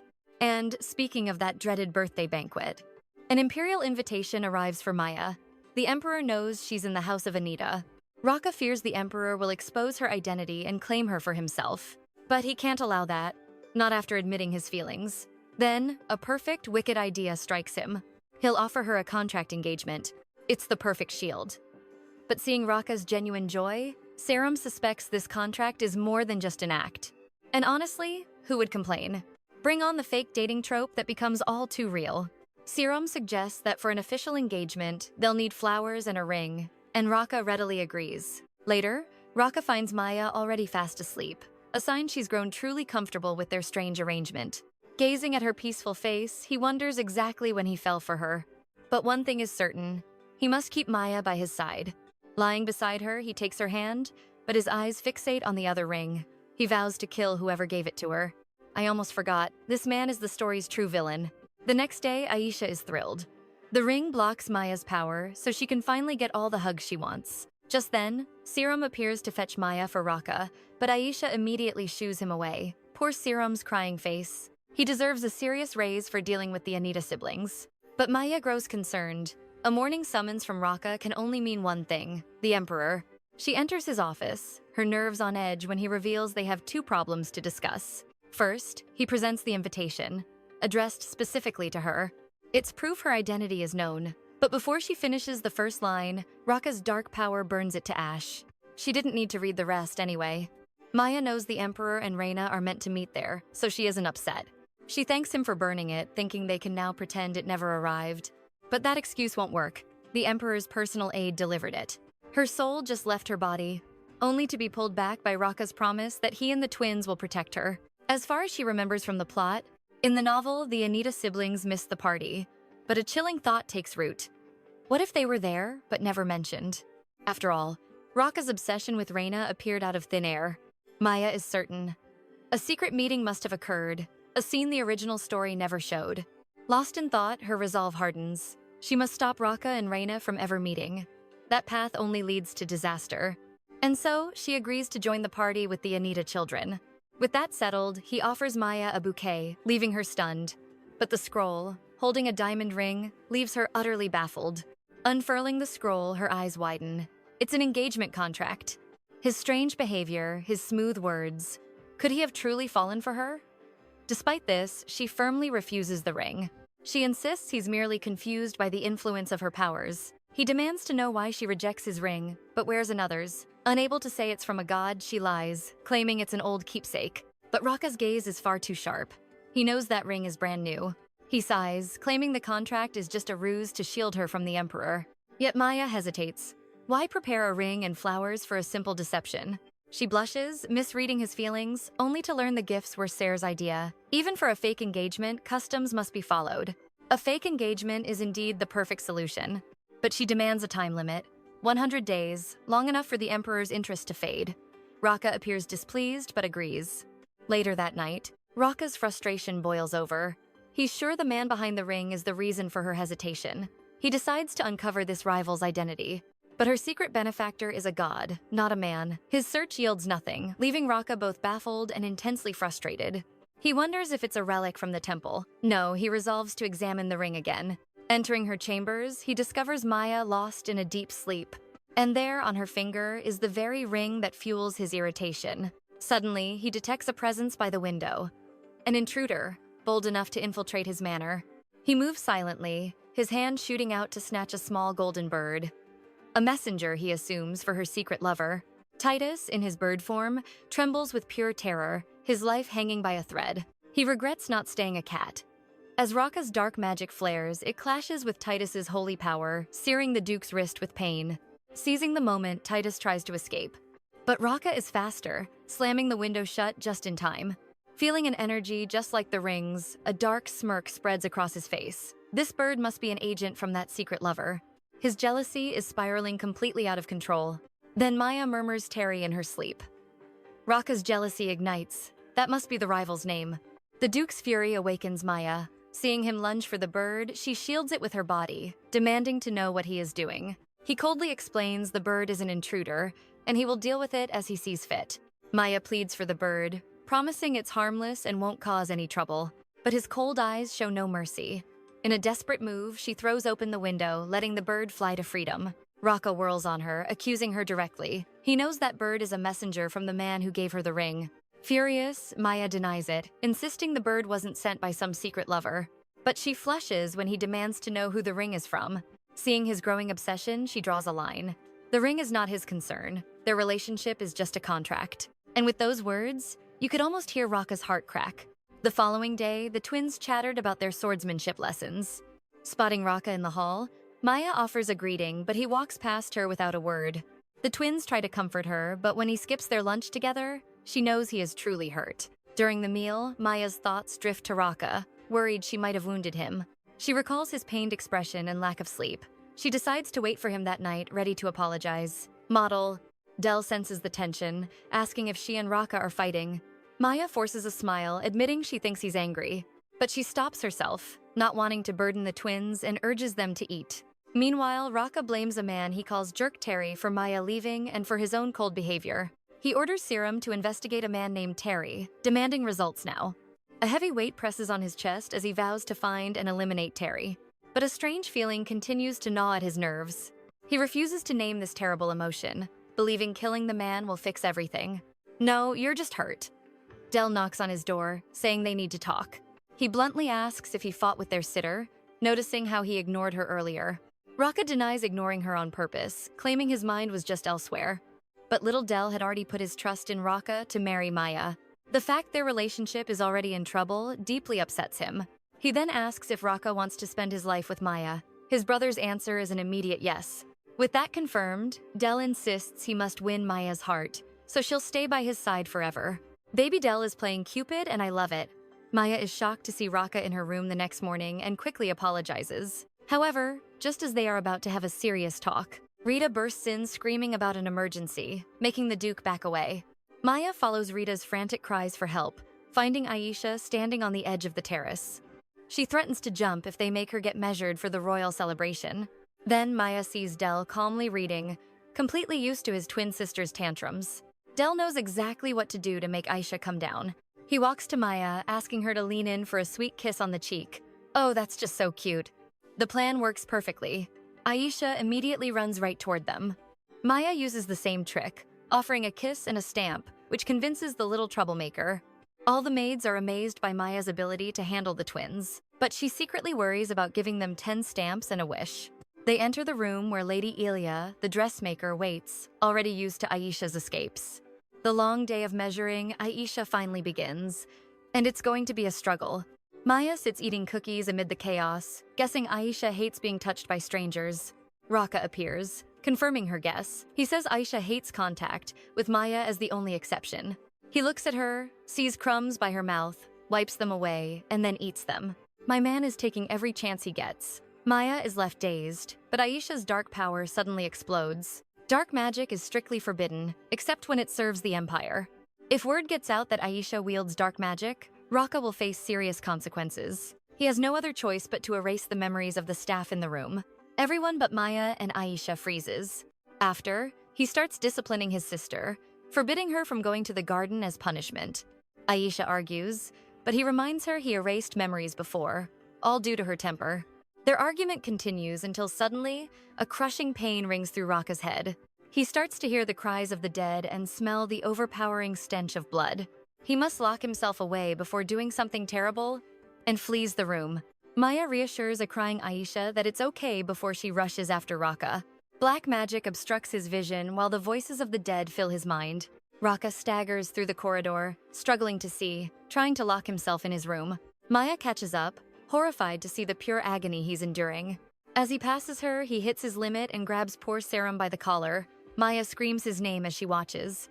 Enraged, Raka spins on her, unleashing a torrent of dark magic. The ring flares, forming a protective barrier that stuns her. But its light only infuriates Raka, who begins to stalk closer. A panicked 𝒊𝒅𝒏 demands to know what magic he's using. Maya cries out that it's forbidden memory-wiping magic.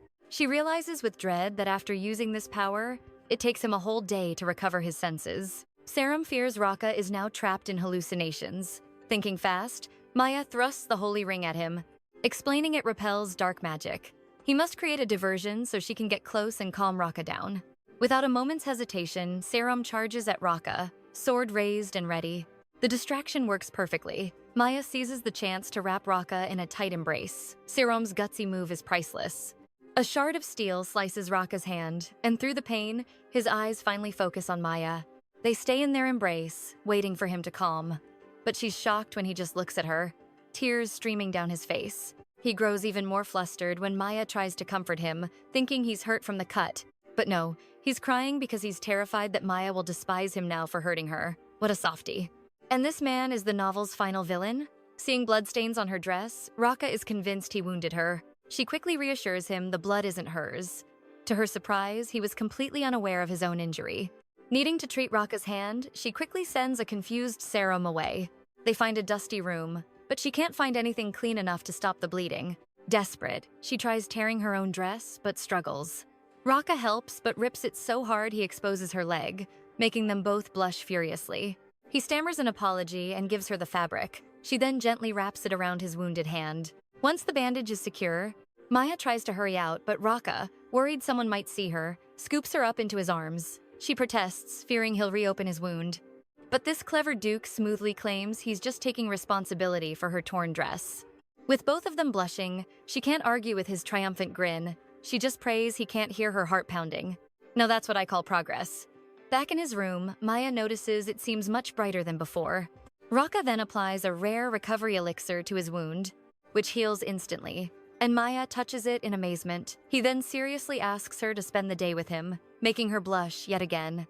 She has to refuse, however, reminding him about the twins' afternoon lessons. Not wanting to take no for an answer, Raka suggests a day off, shyly asking her on an outing tomorrow. He needs to buy more potions and has something to show her. Maya agrees to the date. Outing. Raka then gently brushes a flower petal from her cheek, saying it flew in from the garden. Remember how dark and gloomy his room used to be? Now it's practically glowing. This reminds Maya of Aisha's punishment, being banned from her beloved garden. She asks him to consider a different punishment for Aisha, promising she'll make sure it never happens again. She expects him to say no, but shockingly he agrees, on the condition that she spends the entire day with him. Of course, we know who will object to this. That's right, Aisha, who's currently screaming at poor Rita. The poor maid explains the Duke requested quiet while the nanny rests. This news only makes the little terror even angrier. Sensing trouble, Aisha decides to check on Raka's room, especially after Rita accidentally reveals Maya is in there. But Del intercepts her, telling her she needs to listen to him without arguing. He calmly reminds her that their dear nanny appreciates those who keep their promises. Aisha finally relents, and they go back to their lesson. Del is truly such a composed and precious child. Elsewhere, the Pope requests an urgent audience with the Emperor. A decade has passed since the last prophecy. Now, a new message has appeared on the sacred scroll. The Pope presents it to the Emperor so he can see the new words for himself. And it seems Titus himself left a note, stating that the holy artifact must be given to his daughter, Maya. The temple has already confirmed it. The holy item destined to prevent the Empire's ruin is officially missing from their vaults. Of course it is. Our girl is wearing it on her finger, much to Raka's hidden jealousy. Chuckles. The Emperor was sure the prophecy was about him. After all, his divine power made him unstable. But doubt crept in, forcing him to see the prophecy from a new angle. He now saw it as a dire warning of a coming threat to the Empire. He suspects Maya fled the temple on a divine mission to save them, and he must learn the truth from her. Just then, 𝑽𝒂𝒏𝒏 bursts in with shocking news. Duke Anita and Maya's engagement has been announced. Raka moves fast. Rita sees a glowing Maya getting ready and asks about the special occasion. Maya explains it's just a small outing with Raka, but to Rita, that sounds exactly like a date, making Maya blush deeply. Rita adds the Duke always handles business alone. This is the first time he's ever taken someone, sending her spinning with excitement. But Maya insists they are just buying something together, that's it. Right, of course, whatever you say. After Rita leaves, the word date echoes in Maya's mind as little Aisha suddenly appears in her room. Del follows, but he knocks first. Maya is so pleased, praising his good manners. A jealous Aisha immediately runs to the door and copies him perfectly.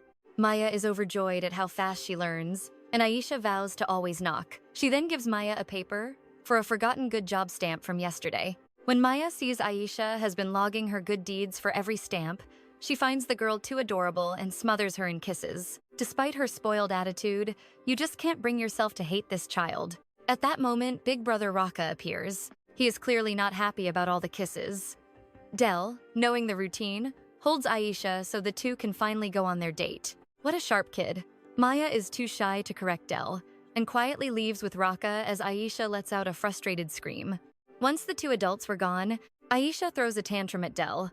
The wise young man says love and marriage are what make people stay. He reminds her that Maya is just their nanny and is supposed to leave once they're grown. They could use their wish from the stamps to make her stay, but Del predicts the servants would protest, making Maya feel trapped. And since they can't just kill everyone, Aisha agrees, which makes Del sigh. Maya hates that stuff, so marriage is the only answer to keep Maya with them forever. A round of applause for this boy. What a clever mind. Speaking of our couple, Maya is surprised to see a rundown potion shop. This is definitely not a typical date spot. As she reaches for the door, Raka stops her. The owner is picky, but that won't stop him from just breaking it down as a furious man opens up. The man reminds Raka they had a password he could have used. Open sesame. Classic. Now I see why he didn't use it. Laughter. But when the man sees Maya giggling, his entire mood shifts. He introduces himself as 𝑽𝒂𝒏𝒏, Raka's old friend. He suddenly transforms, sprouting dog ears and a tail. Maya finds him so cute and asks if she can pet him. 𝑽𝒂𝒏𝒏 blushes and agrees, but before he can get a word out, Raka has already grabbed him by the collar. Inside the shop, Maya's curiosity takes over as she starts to look around. But 𝑽𝒂𝒏𝒏 quickly warns her to keep her hands to herself, as nearly everything in here is dangerous. While Raka is busy, 𝑽𝒂𝒏𝒏 approaches Maya, noting her hair smells like the rare 𝑍𝒊𝒅𝒔 flower. He asks for just one strand, explaining he's the best potion maker, now in hiding after a few mistakes. Though it feels a bit odd, Maya gives him a strand of her hair, which he quickly seals in a bottle. Raka snatches the vial, forcing 𝑽𝒂𝒏𝒏 to explain he's researching the hair to solve the 𝑍𝒊𝒅𝒔 flower shortage. Maya is thrilled, hoping his research can free Raka from relying on her, since she only plans to stay for 4 months. Oh honey, you have no idea what your little cubs are plotting. In any case, their business is done. The healing potions are on their way to the manor. But Raka wonders why 𝑽𝒂𝒏𝒏 is lingering. 𝑽𝒂𝒏𝒏 just smirks, saying he wants to get to know Raka's special lady. Raka grows possessive, blocking Maya from view. 𝑽𝒂𝒏𝒏 sighs, calling him a jealous husband. A deep blush creeps across Maya's face as she prepares to object, but Raka declares their wedding is happening very soon. The mood turns serious as 𝑽𝒂𝒏𝒏 asks Raka if this is love, a claim Raka flatly denies. Relieved, 𝑽𝒂𝒏𝒏 blames the flower of 𝑍𝒊𝒅𝒔 for these new feelings. Raka once thought so too, but not anymore. He keeps the secret, however, telling 𝑽𝒂𝒏𝒏 to mind his own affairs. 𝑽𝒂𝒏𝒏 then taunts him, claiming Raka cannot love, which is why people say he's infertile. A fatal mistake. Raka offers to prove his virility, forcing the tactless man to back down. But then, seriously, he reveals the potion stock has run out, cutting off the northern forest supply. Hope appears when 𝑽𝒂𝒏𝒏 admits he has a personal emergency stash. Raka immediately orders him to send that supply, promising his full support. He makes it clear that finding a substitute for the flower is their highest priority. Meanwhile, a chill runs down Maya's spine. The candles suddenly die, and she trembles in darkness. A sharp sting comes from her ring, making her hand ache. Is the holy item being corrupted? Suddenly, a voice shouts a desperate warning. 𝒊𝒅's assistant appears beside her, holding a jar. When something inside moves, Maya instinctively blocks it with a book. The assistant whispers her gratitude for the quick thinking, but panic sets in as footsteps approach. She begs Maya for her silence, terrified of being punished. What kind of dark experiments are they conducting? While walking outside, Raka's eyes lock onto a suspicious, cloaked figure. He tells Maya to wait, patting her head gently with a promise to return quickly. As she waits, Titus appears from nowhere, startling her. He gives a cryptic warning, leaving her confused. In the next instant, a man attacks her from behind. His sword slices across her face, leaving a deep, bleeding wound. In the palace, 𝒂𝒃 muses that their engagement is merely a contract. He believes he can still win Maya's heart. At that moment, a brilliant golden bird flies past his window. Captivated, he feels compelled to follow it outside. Elsewhere, Raka corners the assassin. But just as he demands answers, the man takes his own life. Raka sees the crest on the man's sword. It's the mark of the Knights of House Antía. Back with Maya, Titus yells for her to run, but his bird form is failing, forcing him to leave her in tears. His final command is to keep running and make a right turn. She obeys, only to hit a dead end. As footsteps close in, she hides behind some crates. The man finds her, recognizing her as the Saintess. She knows him too. It's 𝒂𝒃. He is the male lead from the story. She assumes he's the help Titus sent for. 𝒂𝒃 claims a dark energy led him to this very spot. He insists they walk together, escorting her back to the Antía manor despite her hesitation. Inside the carriage, 𝒂𝒃 mentions her wound and surprises her with a gentle touch to her cheek. A warm light glows, healing the scratch completely. He tells her she is no ordinary person. Sometime later, back in the Antía mansion, a door slams open. Raka storms in, his eyes blazing with fury as he confronts the Emperor with his fiancée. In stark contrast, 𝒂𝒃 just smiles, claiming fate itself guided him to Maya. He explains he only healed her and brought her home, but this excuse only fuels Raka's rage. 𝑽𝒊𝒍𝒂𝒊𝒏 arrives before a fight can break out. Before he leaves, 𝒂𝒃 invites them to his birthday banquet. In another part of the manor, Aisha bursts into 𝒊𝒅's room. She is livid that Maya returned with the Emperor, but 𝒊𝒅 advises they can't make a move just yet. Aisha's reaction spurs 𝒊𝒅 into action. He must call Maya's maid at once. Their plan needs to happen before it's too late. A short while later, Rita knocks on Maya's door, tempting her with rare tea leaves they just received. Maya agrees, so Rita suggests the garden to enjoy the weather. Maya warmly invites Rita to come along. While Maya enjoys the perfect weather, a stone rolls past. Rita knows at once, it's the signal from 𝒊𝒅. Rita then coaxes Maya toward the back garden for a walk, and Maya cheerfully agrees. As Maya chats happily in the maze, she senses a sudden chill. She glances back, but Rita has vanished. The plot to trap Maya was a success. The twins set Rita free, and 𝒊𝒃 goes to find Raka, who's investigating the ambush. Honestly, Petra's dedication to his work seems to be lacking. He looks completely spaced out, trying to explain the silence from the knight sent to the northern forest. Raka then calls for the estate's longest-serving maid, asking if she recalls a boy named Damien. It seems the child vanished during the chaos 5 years ago, when Raka was busy seizing the dukedom and exiling his parents. Damien was the red-haired boy his father brought home. This was before the twins were born. Raka ignored him, tired of his desperate bids for his father's attention. 𝒊𝒃 rushes into the office, panicked by the rain. Raka immediately suspects the twins are up to something again. They hurry to the maze. The twins look truly sorry as they explain. Raka dashes inside to find Maya. Deep inside the maze, Maya discovers a beanstalk. It's just tall enough to peek over the hedges. As expected, she falls, but Raka is there to catch her in his arms. After a warm bath, Raka gently seats Maya by the fireplace. He wraps a blanket over her shoulders and checks her fever by pressing his forehead against hers. With her safe, Raka is ready to punish the twins. Maya stands to stop him, but trips and falls right on top of him. They both blush furiously. Just then, the twins peek in to apologize, see the scene, and immediately run away. I suppose their little plan worked perfectly. In their room, Aisha cries, believing a kiss leads to a baby, and that Maya will have no time for them. 𝒊𝒃 sighs, telling her to read more. He read that a stork delivers a baby if adults marry and agree to it. Just when I thought 𝒊𝒃 was the smart one, I'm reminded they're both just innocent little children. One night, Maya can't sleep. she's too nervous about the upcoming royal birthday banquet. So, to calm her nerves, Raka suggests a dance practice. The room glitters as they dance. He gets so lost in the moment that Maya asks him to loosen his hold so she can twirl, leaving him a bit embarrassed. She's so excited to show off her moves, but, well, this is Maya. And so, she falls again. He quickly embraces her as they both tumble onto the bed. The whole thing makes her laugh, but he leans over her, reminding her she's in a dangerous spot with her fiancé. This makes her flustered, and she pushes his face away. He just grins, knowing she now remembers he is her fiancé. The night of the party arrives. As always, the nobles are bold enough to gossip without a care in the world. They call Maya a former slave turned nanny, simple and only pretty on the outside. Our girl endures their chatter for the twins' sake, searching for Raka when she spots Reina, the original female lead.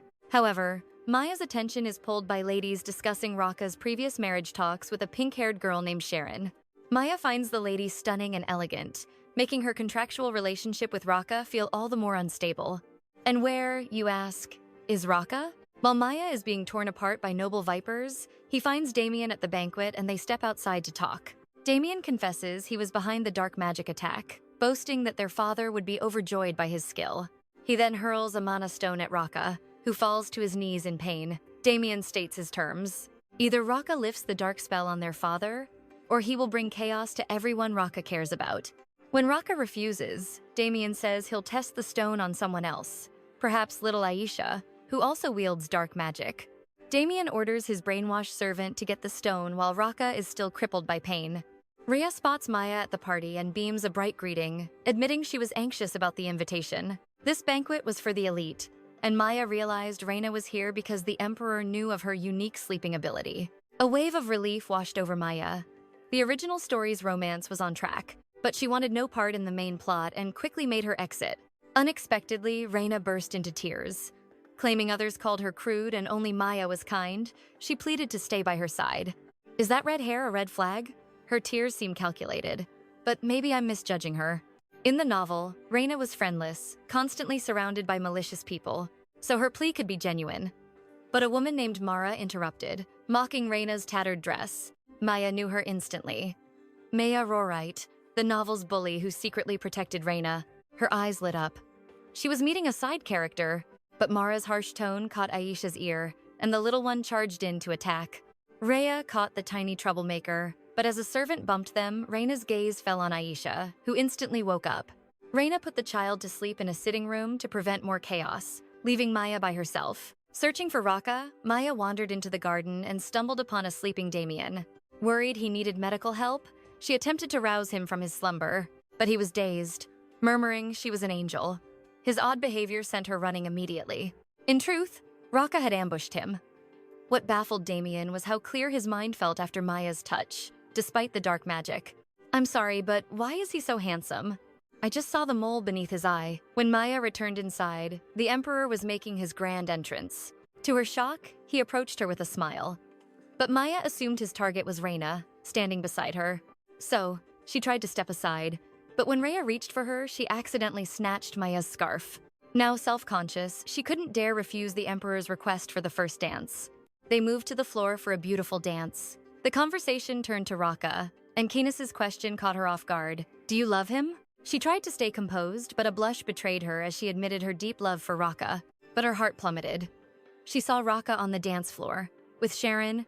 After the dance, Del urgently told Maya that Aisha had a high fever. They hurried to the sitting room. As Maya touched Aisha's burning forehead, the fever vanished in an instant. A strange recovery. Unless it was dark magic.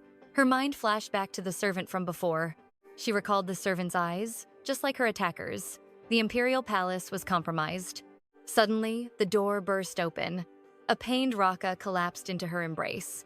As she soothed his back, his fever began to subside. But it seemed a witch named Sharon had followed him, and she was now trembling with rage at the sight of them. Acting like a jealous wife, Maya tenderly stroked Raka's hair. Raka murmured he felt better, making Sharon storm away defeated. Look at our girl's triumphant smile. But Raka's thirst intensified. Maya had to push him away, creating an awkward silence. Thankfully, Aisha awoke, breaking the tension. They saw black marks on her arm, but Raka explained it was just leaking dark magic. Still, Maya touched Aisha one more time, and to her utter disbelief, The dark markings completely disappeared. Later, the twins discussed a grave matter, the Emperor's first dance with Maya. Del had also seen Maya push Raka away earlier. According to his book, when couples fight, the wife leaves. This terrified little Aisha. Kids, the couple you're worried about is just getting some air on the balcony. Maya linked the ambush to the banquet, and Raka finally revealed the mastermind, Damien. His father saved Damien from the slave market, raising him like a son. Now, Damien wields dark magic, seeking vengeance. Raka's own parents were consumed by dark magic. He had to use a forbidden spell to drive them mad and lock them away. His parents had started to abuse the twins, which forced his hand. He expects Maya to think he's a monster. But to his astonishment, Maya understood completely. He was protecting his family, desperate to change their fate. A devoted brother is a good sign, but inside, a chilling thought strikes Maya. If Aisha has those dark marks, Raka must have them too. He doesn't deny it, simply saying the marks will soon vanish. But her earnest hope to help leaves him no choice but to reveal it. And yes, you guessed where. The curse is branded across his chest, a sight meant for abs. But Maya only sees the pain he's been hiding. Raka is stunned by her words. No one has ever shown him such concern. He meant to capture her heart, but she had already stolen his. He confesses his love. Then Maya asks to touch his chest. The dark symbols, of course. She swears it is only for healing. As she touches him, the symbols fade.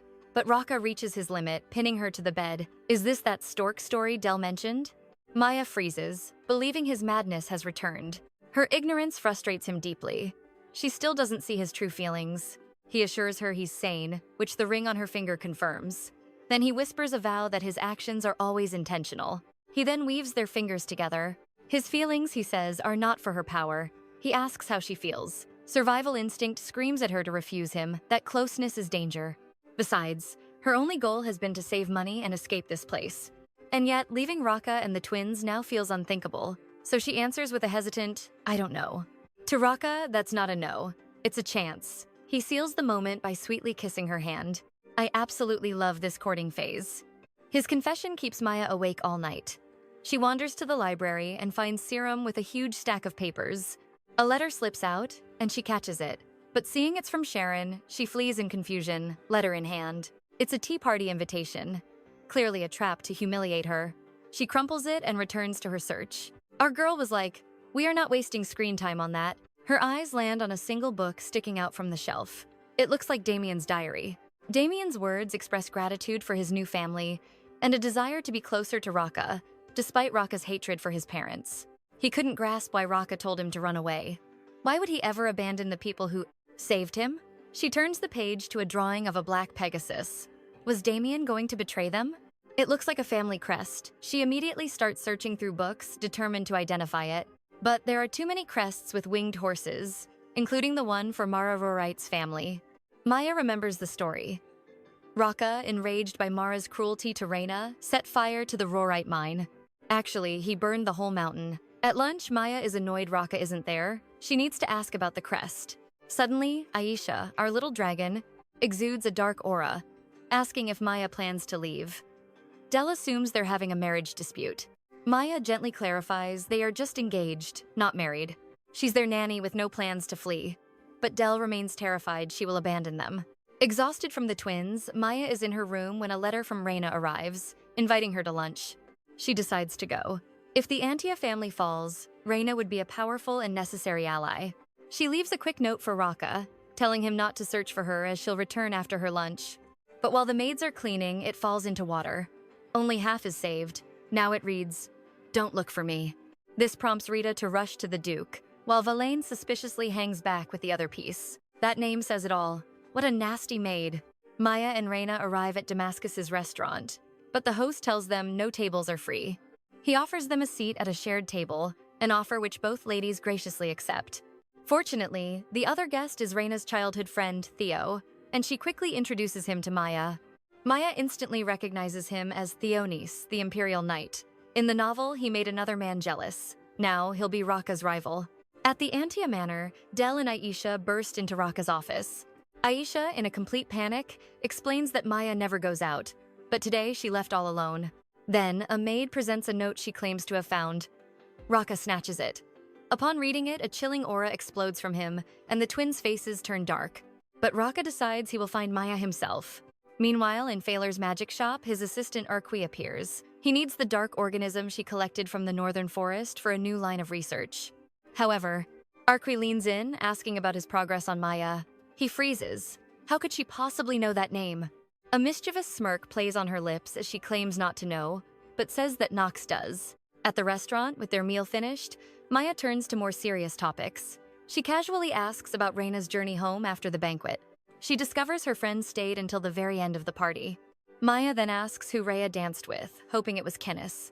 Rhea's smile widens as she reveals she danced with the Emperor, leaving Maya thrilled. But their sweet conversation is cut short by the arrival of dessert. Afterward, Rhea returns the shawl she borrowed and insists on paying for their meal. Maya is stunned by Reyna's generosity. Nearby, Theo sighs, watching Reyna with a troubled gaze. She'd never offered such kindness to him. He wondered when they had become so close. But something Maya said made him suspicious, prompting her to ask how he and Reyna first met. A faint smile touches Theo's lips. He recalls finding a 7-year-old Reyna crying alone in an alley. She was searching for her younger sibling. He told her to go home and that he would find them. That was their first meeting.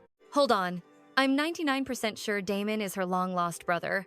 Lost in conversation, Maya glances toward the window and her blood runs cold. Raka is staring right at her. She leaps to her feet, asking Theo to apologize to Reyna for her sudden exit. They share a quick handshake. She thanks him for the lovely day, but a dark presence suddenly looms behind her. Raka grabs her hand with an iron grip. "Where do you think you're going?" he demands, leaving Maya utterly confused. What part of her letter sounded like an escape? Seeing her obvious distress, Theo steps forward to intervene. Raka's glare hardens as Maya tries to de-escalate the situation. Just then, Reyna returns, shocked to see Theo holding Maya's hand. With tensions mounting, Maya drops a bombshell, declaring Raka is her fiancé. You just know he was savoring that moment inside. Reyna finally recognizes the hooded man as Duke Antia, and Theo recalls Maya's true identity, the daughter from the Titus temple. The sudden realization brings Theo to his knees. He apologizes over and over, while a terrified Reyna runs off, fearing for her parents' safety. Later, Raka finally asks Maya why her note never said she was planning to return. Maya is adamant, insisting she is certain that was the very last line she wrote in the note. Raka speculates the note must have been torn, which baffles her. Only Raka and Rita ever enter her room. Raka then mentions the maid said she dropped it in water. Maya laughs, relieved, assuming the note was just damaged by the water. Elsewhere, 𝒊𝒅𝒔 yawns, exhausted from 2 sleepless days serving the Duke. 𝑽𝒊𝒁 simply laughs. She then suggests he take a 10-minute break, offering to watch over Aisha and Delkin. For the utterly exhausted 𝒊𝒅𝒔, 𝑽𝒊𝒁's offer is a lifeline. After a brief hesitation, he gratefully accepts. The second 𝒊𝒅𝒔 is gone. 𝑽𝒊𝒁 produces a note claiming she found it in Aisha's room. Del snatches it, and the children's eyes widen. It says Maya left because of their father. Now, in their secret passage, Del feels something is wrong. Maya would never summon them to a slum like Libertton, but Aisha defends 𝑽𝒊𝒁, arguing she's always looked out for them and would never send a fake note. Despite Del's doubts, the urgent need to save Maya wins out. He decides to follow his sister's lead. The tension is unbearable. Meanwhile, Maya is shocked by the sheer size of the crowd, as Raka explains there's a fireworks festival tonight. He has zero interest in the event. He only wants to return home to the twins who are waiting for Maya. But when he sees our girl's face light up with such pure curiosity, his resolve crumbles. They agree to look around. Maya reaches for his coat, but he pulls away, much to her disappointment. She pouts adorably, which earns a rare chuckle from him as he leans in. He asks her to remove his hood. She playfully refuses at first, but then complies. Honestly, these two give me butterflies. Elsewhere, Damien gets confirmation from 𝑽𝒊𝒁. She has brought the twins to Libertton. And so, Damien guarantees her promised payment will be delivered. But for 𝑽𝒊𝒁, the money is worthless. She only cares about saving her sick child. The truth is, Damon found them on the streets, offering to cure her son for a price. He could have used dark magic, but he was curious about family bonds. He now sees her son means more than any gold. This gives him a twisted hope that his own revenge might earn him his parents' love. Those twins better be safe, or there will be no redemption for any of them.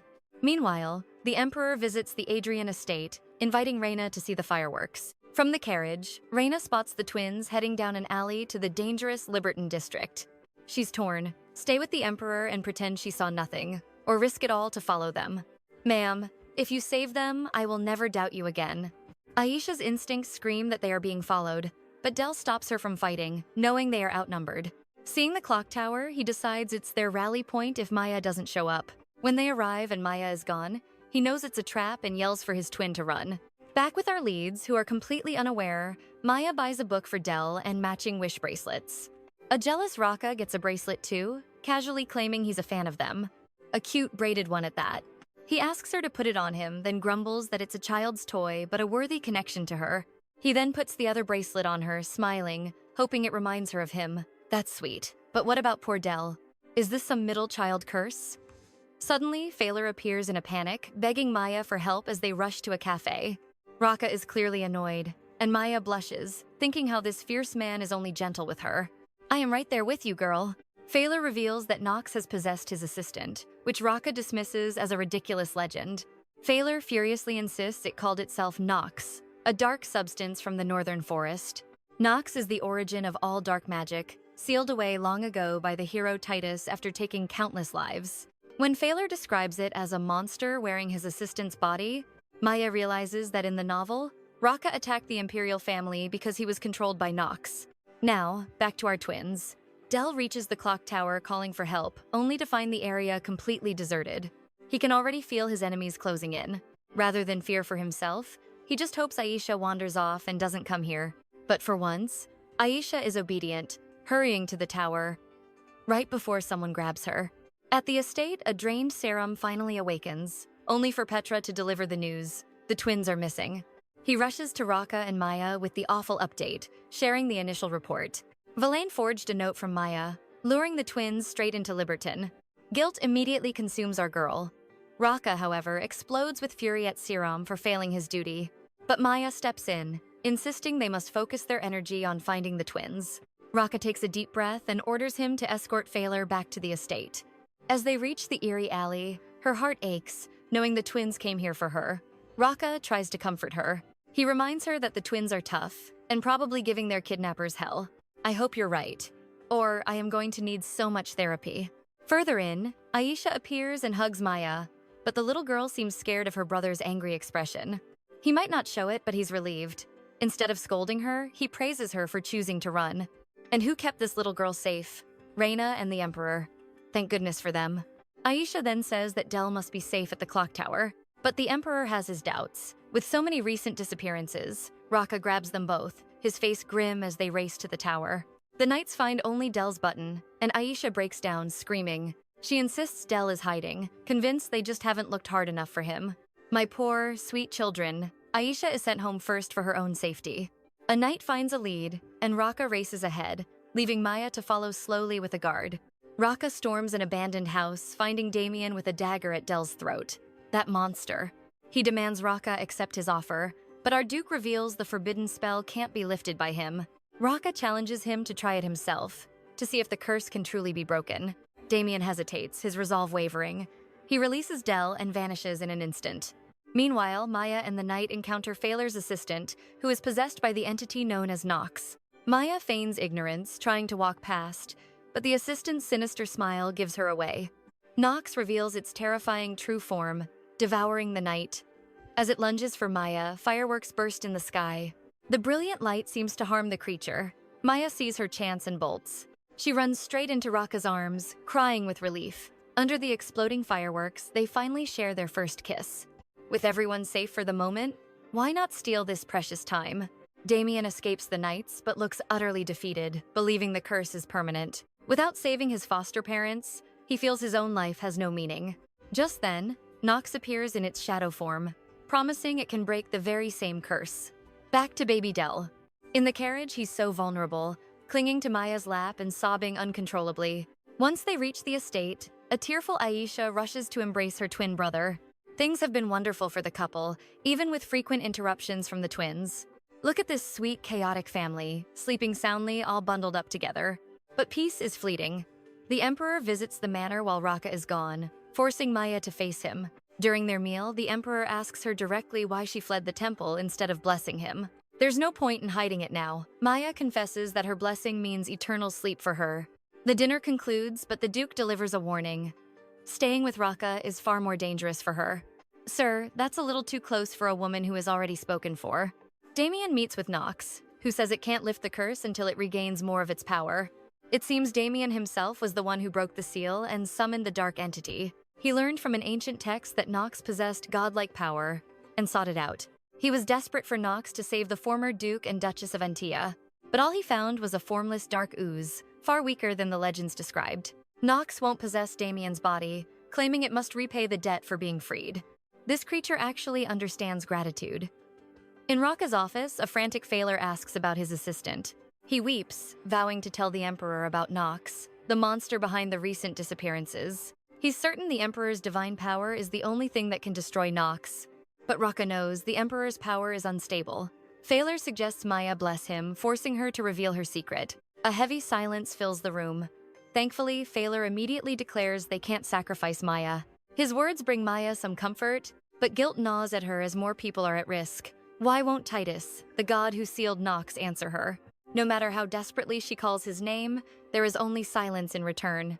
Her only option is to visit the temple, where the connection to the gods is strongest. Since Keenus won't sacrifice her, she can finally return. Raka sits alone, processing Maya's shocking revelation. It all made sense now. That nagging fear he had that she might one day just vanish. The threat of Nox and the Emperor's instability are a heavy burden on his mind. But this new danger only strengthens his resolve to protect the woman he loves. On the terrace, Maya seeks Raka's permission. She must go to the temple, hoping to find a way to end Nox. Raka truly wants to keep her all to himself, but he knows she wouldn't agree. So he consents, asking only that she bid the twins farewell.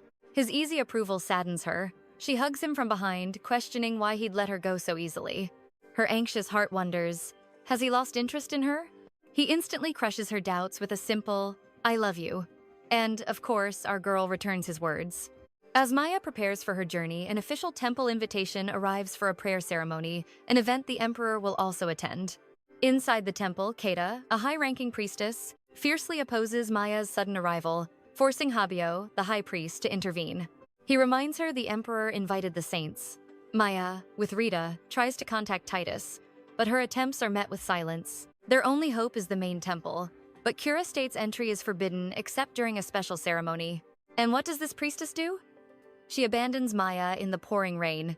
𝑽𝒊𝒂𝒏 appears with an umbrella. The Emperor has arrived. Maya rushes off, but she is too late. The Emperor guides her to her room, conveniently located right next to his own. He then invites her to tea, a clear tactic to keep her at the Imperial palace. Maya is bewildered by his actions. Shouldn't he be with Reina? She decides to act as their bridge and immediately sends the female lead a letter. During dinner with the temple priests and the Emperor, Keita corners Maya, sensing her plan to leave right after the prayer day. And she is absolutely right. Other priests begin to press her, questioning why she fled and abandoned her saintly duties. This piques 𝑽𝒊𝒂𝒏's curiosity. Maya has no choice but to request a private audience with him. Before the main temple, Maya confesses that she hears Titus's voice, but the high priest refuses to believe her. To convince him, she makes a vow. He too will get to hear Titus's voice. She can prove it if they enter together. Meanwhile, Rita witnesses a horrific sight, Nox in Theo's body, devouring a human. Damien is horrified. The monster hunts daily. He confronts him, just as Rhea appears, landing a punch on Theo's side. Completely unaware he is no longer her friend. Thankfully, Rita arrives to pull Reina away and deliver the letter. In the end, Rhea is left with Theo, who seems to have chosen his next target. But then she meets Damien and her gaze freezes. He looks just like her lost brother. Startled, Damien accidentally drops his glass. Reina rushes to hand him her handkerchief, one marked with a Pegasus symbol. Just then, the knights arrive, forcing the boys into a hasty retreat. Back at the temple, Rita rushes to Maya, telling her to go to her room. She also notifies her that Reina agreed to meet tomorrow. The moment Maya enters the room, Raka pulls her into a warm embrace. He has clearly missed her, and they use the time to reconnect. Knowing he likely lost sleep without her, she asks if he wants to take a nap, but he declines with something else in mind. He closes the distance to kiss her, when Sarum and Rita burst in, announcing the Emperor is looking for Maya. Poor Raka is denied what he came for yet again. Back home, Raka receives a knight's testimony, who claims to have previously seen both Damien and Nox in the northern forest. Combined with what Rita witnessed, a connection forms in his mind. Damien, Nox, Reina, and Theo are all linked somehow.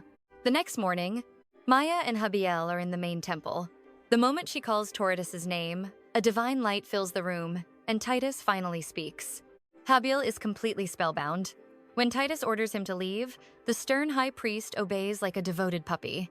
It seems Titus was unable to reach her because he broke a divine rule about using his power on Earth. His power was sealed after he summoned 𝑘ennis to save Maya during the attack. For now, they can only communicate within the temple. They discuss Nox, revealing the beast was betrayed by a human it once loved. That betrayal began its rampage of slaughter. But Maya refuses to bless 𝑘ennis to simply destroy Nox. Titus offers another solution. Dispose of the person who summoned Nox in the first place, which would destroy the beast for good. Speaking of that man, Damien dreams of being torn away from his sister. Nox halts his plan, suspecting Reina might be his own sister. Maya's tea with the Emperor finally happens, but with a twist, as Rhea is also present.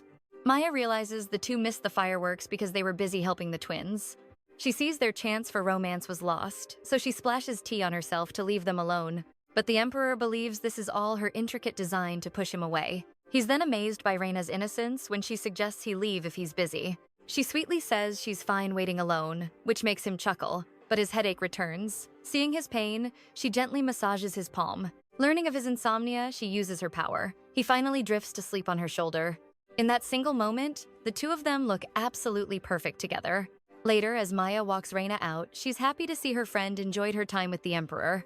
But when Reina mentions dinner with Theo and a man named Damien, Maya is stunned. They have no connection. Then, the pieces click into place. Nox must be in Theo's body, summoned by Damien. An impossible deduction for most. Reina adds that Damien felt like her brother, Dante, a detail missing from the novel. If this is true, Maya faces a terrible fate. She must eliminate Reina's brother. The Emperor awakens from a deep sleep and smiles. Unlike Maya, Rhea isn't pushing him away. He wonders if it's time to move on from our girl.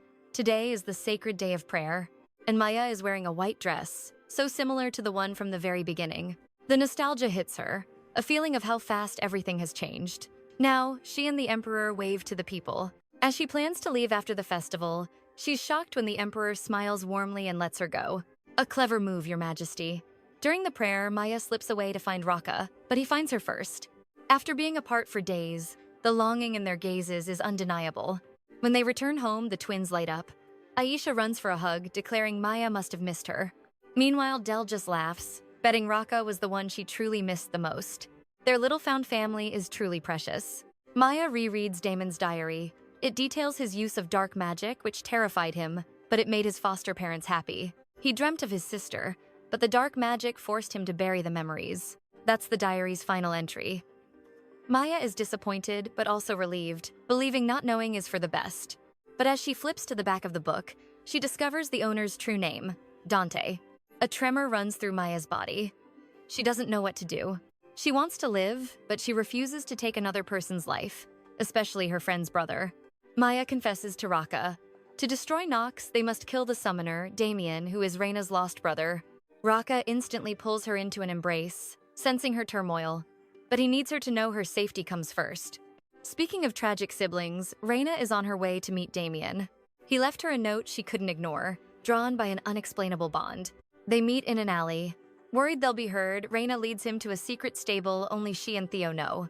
Inside are relics of their past, including a map they made to find her lost brother, Dante. Damien's curiosity is piqued. Reina shares how she searched for her brother for years, but her parents told her to give up. A detail that deeply angers Damon. Yet his heart shatters as Rhea reveals the truth. Her parents only pretended to stop, secretly continuing the search. He can't believe his foster parents lied. Calming himself, he asks how she would feel if her brother suddenly appeared. Rhea smiles sadly, saying she hopes Dante doesn't show up. It must mean he has forgotten them and is living happily. At least, that is what she chooses to believe. But she still wishes to see him once more, to exchange smiles and talk about their happiness. Her words are like daggers to his heart. Her pure wish is the opposite of his grim reality. The truth would destroy her. And so, he simply leaves. He wants to tell her a monster is coming for her, and he is the one who summoned it. He yearns for his sister's happiness.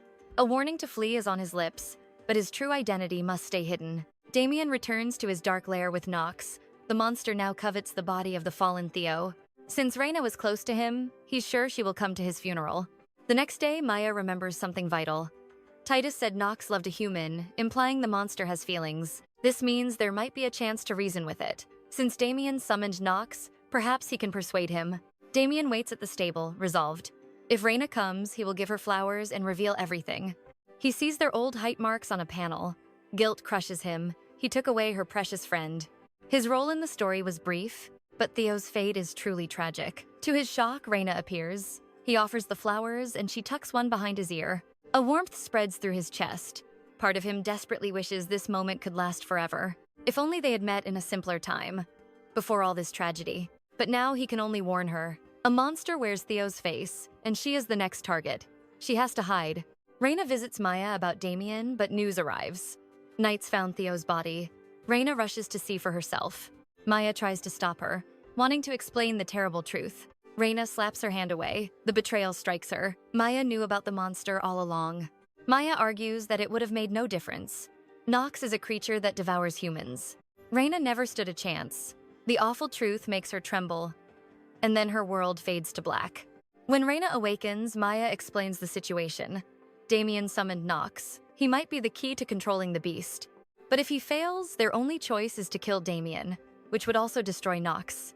Reyna scoffs, ready for revenge on her friend's killer. Then horror dawns as Maya reveals that Damien is her brother.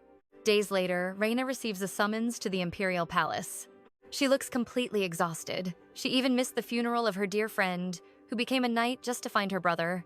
The moment she sees the Emperor, all her contained sorrow bursts forth in a flood of tears. Meanwhile, Maya worries about Reyna. She decides to visit, taking the twins with her. But at the Adrian estate, they find Reyna is at the palace and will return shortly.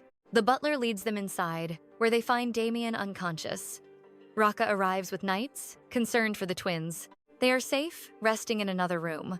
When Reyna returns, Maya begs her to help convince Damien. Reyna enters the chamber where Damien is still unconscious. Her brother indirectly killed Theo. Yet knowing his painful past, she finds she is unable to hate him. Damien awakens, his head throbbing with dark magic. His first concern is for Reyna. This is no warm reunion. Reyna gets straight to the point about Nox, calling him by Damien's name, not his own. After their talk, Reyna tells the Antius family that Damien has agreed to persuade Nox. She asks them not to reveal that she knows he's her brother. The timing for that truth is all wrong. While Raka is with Damien, Reyna suggests they should inform the Emperor about Nox. Maya instantly refuses. The Emperor might harm Damien. Reyna grows furious, insisting they could just hide him. Reyna cannot bear another loss. This pushes Maya to confess why she can't bless the Emperor. Hearing Maya's story, Reyna sobs in her arms. Raka enters with news. Damien and Nox will meet in the northern forest within 3 days. In the carriage home, the Antius family has a realization. The twins overheard their plan to go to the northern forest. Aisha just wants them to come back home quickly and safely. But Maya is shocked when Del yells, expressing his terror about their visit there. He trembles with fear as he pleads with his mother. Raka cuts him off, stating they will talk at home. Meanwhile, the Emperor is now investigating Damien, suspicious after Reyna let his name slip. It is only a matter of time before he uncovers the entire painful truth. After the brothers have spoken, Maya finds Raka. She's deeply concerned by how distraught Del was. This prompts Raka to finally confess. He was the one who told the twins their parents abandoned them. But clever little Del had pieced it together, forcing Raka to reveal everything. Del says he understands, but Raka fears it's just pity. Maya assures him Del is wise beyond his years. Preparations for the Northern Forest expedition are finally complete. That night in a cabin, Maya takes a bath. But a door bursts open and Petra quickly slams it shut. A panicked Maya scrambles to cover herself and get dressed. A worried Raka then barges in, gasping. He turns beet red, stammers an apology, and bolts. Seriously, who forgets to lock the door? Arriving north, they quickly establish their base camp. Maya seizes the chance to apologize, feeling responsible for this journey. But her heart flutters when he gently bumps her head, declaring her problems are his. Damien arrives, asking to see his parents. But Araman reminds him of the horrible truth. The former Duke and Duchess knew his real family was searching. They hid the truth, twisting him with dark magic. Their children were merely weapons for power. Raka hopes Damien sees the truth. Just then, a report comes. Imperial knights block their path. It's clear. The Emperor has made his move. Raka must act fast while time is on their side. But with Raka gone, Nox has already slaughtered the knights. Damien's pleas to stop are ignored. Nox plans to destroy the Imperial family, offering to free Damien's parents. Damien accepts. He insists they leave now. But then, Nox spots Maya. making her its next target. Damien urges Nox to leave. When Nox identifies the saint, Damien feigns ignorance. This creates the perfect opening for Maya to fire the signal flare. They flee in haste as Damien bravely obstructs Nox's path. Thankfully, Raka arrives. Maya exposes Nox's plan, but Nox has vanished with Damien, and Maya can't bear to tell Reina that her own brother betrayed them all. Back home, Raka must leave. The Emperor knows what he did to his parents. He swears he will return soon, as Maya weeps helplessly. Using dark magic for personal gain carries a grave penalty. And so, Raka kneels before the Emperor, warning him of Nox's impending attack. He vows to stop Nox and its monsters, promising House Anthea will forsake dark magic forever. Meanwhile, Nox and Damien wreak havoc. Damien learns the curse breaks only if the caster dies. It seems he's forming a desperate plan. At the estate, Titus's seal is broken. He's back to his chubby kitty form. He reveals, her fate is unchanged. Raka alone cannot defeat Nox. So Titus plans to use his own power as bait. On the battlefield, Raka's forces struggle, until he spots Damien. He gives chase immediately. Maya successfully lures Nox, offering a deal. She'll summon Titus if the slaughter stops. Nox agrees, but demands they move away from the chaotic fireworks. Maya's real goal is to buy time for Raka. But then, Titus makes it rain. The signal flares in the sky are all extinguished. Nox lunges for Maya, but suddenly weakens. Damien is gone. He meets his sister one last time as she calls his true name. With his passing, it will all be over. He closes his eyes in peace, praying for a normal life next time. Raka arrives to this tragic scene. A weeping Reina tells him Dante took poison. Poor Reina has endured far too much heartbreak. Spotting flares over his manor, Raka rushes back. Nox is desperately trying to devour Maya. Raka arrives just in time. After dealing with Nox, Maya finally collapses into his arms. They won the war, sparing civilians. But many knights fell, and the former duke took his own life. When the Emperor discovered their secret, her sole punishment was a transfer to the palace. But our dear Maya remained trapped in a deep slumber. Raka watched over her, his heart breaking, until her eyes finally opened. Titus saw their tender reunion and chose to leave them in peace. In the end, Maya defied her tragic fate, finding happiness with Raka and the twins. A truly perfect ending, though I still want to see their babies. The characters who truly shined? Maya, young Del, and Damien. That poor boy was broken, punishing himself when he only craved love. The true villains were Raka's parents. I hope you all fight for your own stories, just as Maya did. Thanks for watching until the very end. See you in the next story.